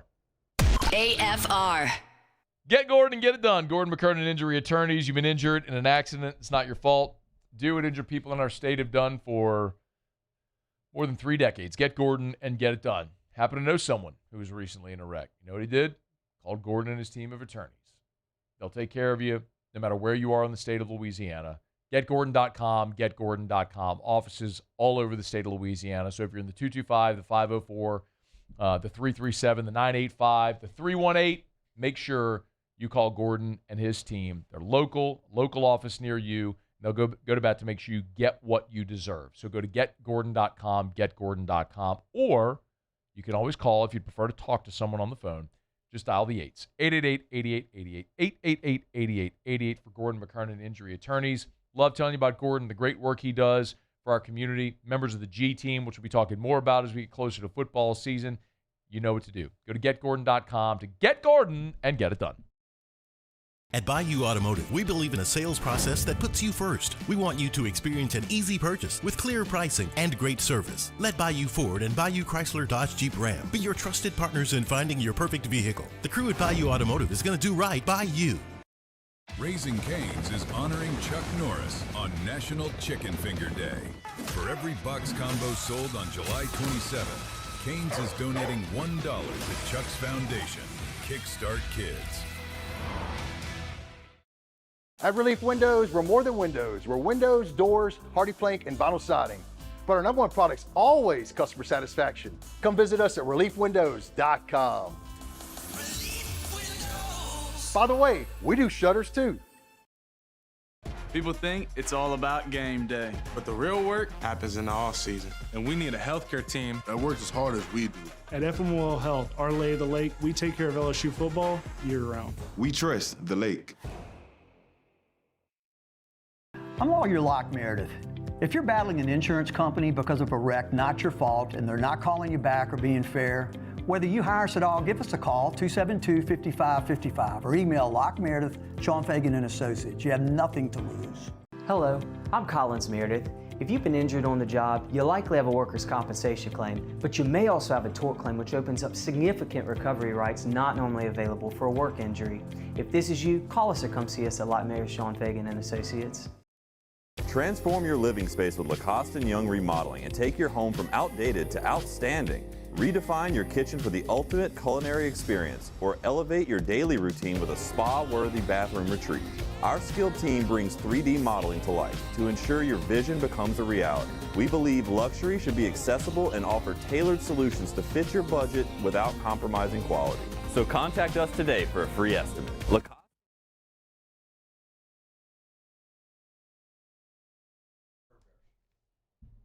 Love telling you about our friends over at River Parish Contractors. Look, summer's here, and for a lot of people, summer is expensive, man. You know? You got family vacations going down in the summer months. A lot of people taking time off. Maybe this is a time for you to look at a career move. River Parish Contractors has tons of work stockpiled throughout 2027, and they want to talk to you. Welders, pipe cutters, tackers, fitters, crane operators. Our friends at River Parish Contractors want to talk to you. Great pay, amazing benefits, as much overtime as you want to work, and their work is local, so you are home with your family every night. It's River Parish Contractors. rpcontractors.com. After further review, presented by Relief Windows. Windows, doors, siding, and oh, we do shutters too.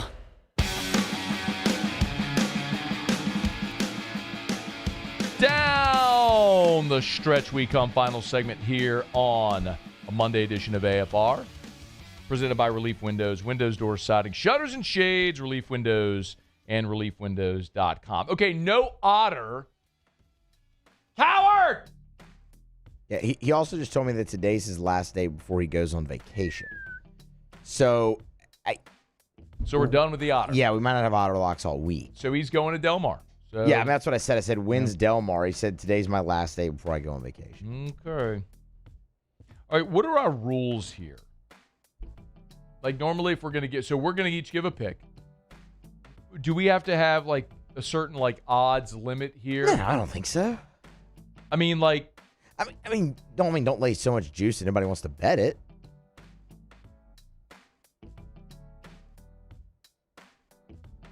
I mean, like the Minnesota Lynx are minus 750 on the Yeah, line. like you can't do that. Like, but again, nobody wants to play that anyway. I just want to win. All right, Muse, you go first. What you got? All right, I'll give out Junior Caminero to win the home run derby, plus 330 for Junior. I think he's got a good shot. 28 bombs on the year. He's got a good shot. All right. Musso plus 330 on Junior Caminero to win the home run derby. Paulie, what you got? I'm going to go Bryce Harper plus 390 to be a finalist in the home run derby. Okay. Like that. Be cool to see Schwarber, Harper finals there. Be awesome. In Philly. What you got, Scone? I'm going with a 2-pick WNBA parlay. We love it. On the money line. Give me those Minnesota Lynx. Link it up with the Atlanta Dream. Angel Reese. Coming back at minus 233. Don't love it. It's a juicy. lot. It's juicy. It's juicy. It's juicy. But feel really good about the result. Okay. Who am I kidding? I don't know anything about these teams. I just went for the 2 biggest point spreads, linked up the 2 money lines. Yeah. That's what we did. You know Angel Reese plays for the Dream. I do. So there you go. Ask me how many Angel Reese Dream games I have seen. How many? Zero. Yeah, me too. None. Me too. None of them. But if you're going to get home tonight, watch the Dream against, I don't even know who they're playing. Or you're going to watch the Home Run Derby on Netflix like Muse, big Netflix guy. Before you go home, pop into Rouse's. I went to Rouse's for lunch today. You can confirm this because I sat in yours and Paul's office. True. What did I eat? Rouse's. It was a bowl. It smelled delicious. Little Asian bowl. I love those Asian bowls from Rouse's. It was fried rice, and it was Mongolian beef. That's good. Peppers, so good. Smelled great. It's like $9. It's delicious. Oh, yeah. No, I mean, dude, Eagle Game Day. Hot bar all the time at Rouse's. So good. Popping home for dinner tonight, pop into Rouse's. And I bought this. The 64-ounce bottle of Evermore. You can buy the 4-pack or the individuals. I bought the individual one today. Rouses.com, Rouses.com. Rouses! This feels like home. All right, we're getting on down the home stretch. Now, I did tell y'all also we're going to do what we learned. Are you ready? Yeah, sure. Why not? You're not ready. No, I'm ready. Let's do Paul, it. are you ready? Yes, I'm ready. All right, Paul, what did you learn? I learned that people are trying to out Freddie's identity. Yes. That's true. Hey, Paulie, back with a vengeance. Muse, what did you learn? I learned Ole Miss is going to sue 2 LSU players. What did they do? It's so stupid. What'd you learn, Matt? Jay Johnson was here, said they have 39 players on the roster. They are set because of the DSAs. An LSU baseball weekend. Muse, Paulie, thanks. Have a great night. See you tomorrow at 3. AFR. Getting on down the road. We remind you about the Williamson Eye Center. You want to see 2020? Call 924-2020. 924-2020 or WilliamsonEye.com. Williamson, EYE.com. Y'all, summer is a great time to get this knocked out. By the way, as we are less than a month away from back to school, remember, I talk all the time about your refractive procedures. LASIK, PRK, custom lens replacement, whatever it may be, EVO ICL, so many different options. Remember, the Williamson Eye Center is a full-service eye care and optical shop. So it's eye care, eyewear, and eye surgery. It's back to school time. Make sure you get your child their annual eye exam before they go back to school. Get their eyes checked. You should as well. You should all have your annual eye exam. But make sure you get your son or your daughter their annual eye exam before they go back to school. You can schedule today at WilliamsonEye.com. That's WilliamsonEye.com. WilliamsonEye.com. At Parrish, we bring the same commitment to your home that champions bring to the game. Do business with someone you know. Parrish Construction and Roofing. Parrish Construction and Roofing. ParrishBuilt.com. Jordan Faber here with some exciting news. Faber Automotive has officially arrived. We're proud to introduce your new hometown dealership, Faber Chevrolet GMC. That means more inventory, better deals, and the same great local team. Now backed by the trusted Faber family name. Whether you're shopping or servicing, you'll feel the difference from day one. Allow us the opportunity to earn your business. Fabry Chevrolet GMC. Visit us in St. Francisville or online at FabryChevrolet.com. Eagle 98.1, the rock station. Home of the Woody Show in the morning. Scotty Mack with Rock at Work. Michelle Southern with Southern Rock. Home of LSU sports since 1998. And rock for Baton Rouge since 1985. Take us anywhere with the Eagle 98.1 app. To join our VIP fan club, text ROCK to 225-499-9898. Eagle 98.1, the rock station. Today, we are shaping tomorrow. We are researching how extreme stress impacts the immune system, from trauma victims to athletes and even astronauts. Our work is leading the way in sepsis treatment, saving countless lives. We're unlocking the mind with music in exciting new ways. Our Lady of the Lake Health and LSU are improving the health of our state. That's the impact of champions. Imagine the impact we'll have on the future. Together, we roar. Hi, I'm Mitchell Meredith with Locke Meredith, Sean Fagan & Associates. We take great pride in educating our clients about their rights. Whether you're injured at work or while you drive, call our office at 272-5555. Knowledge is power, and you should know your rights after an injury.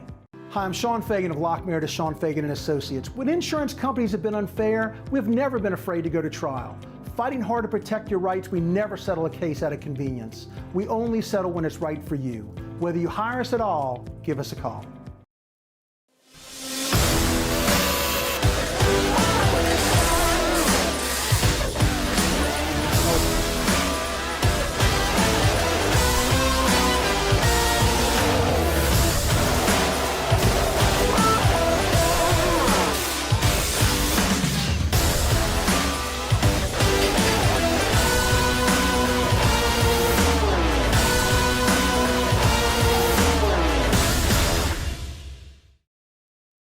Raising Cane's Texas Toast is a thick slice of bread, garlic butter spread, grilled to golden perfection, and made to order just for you.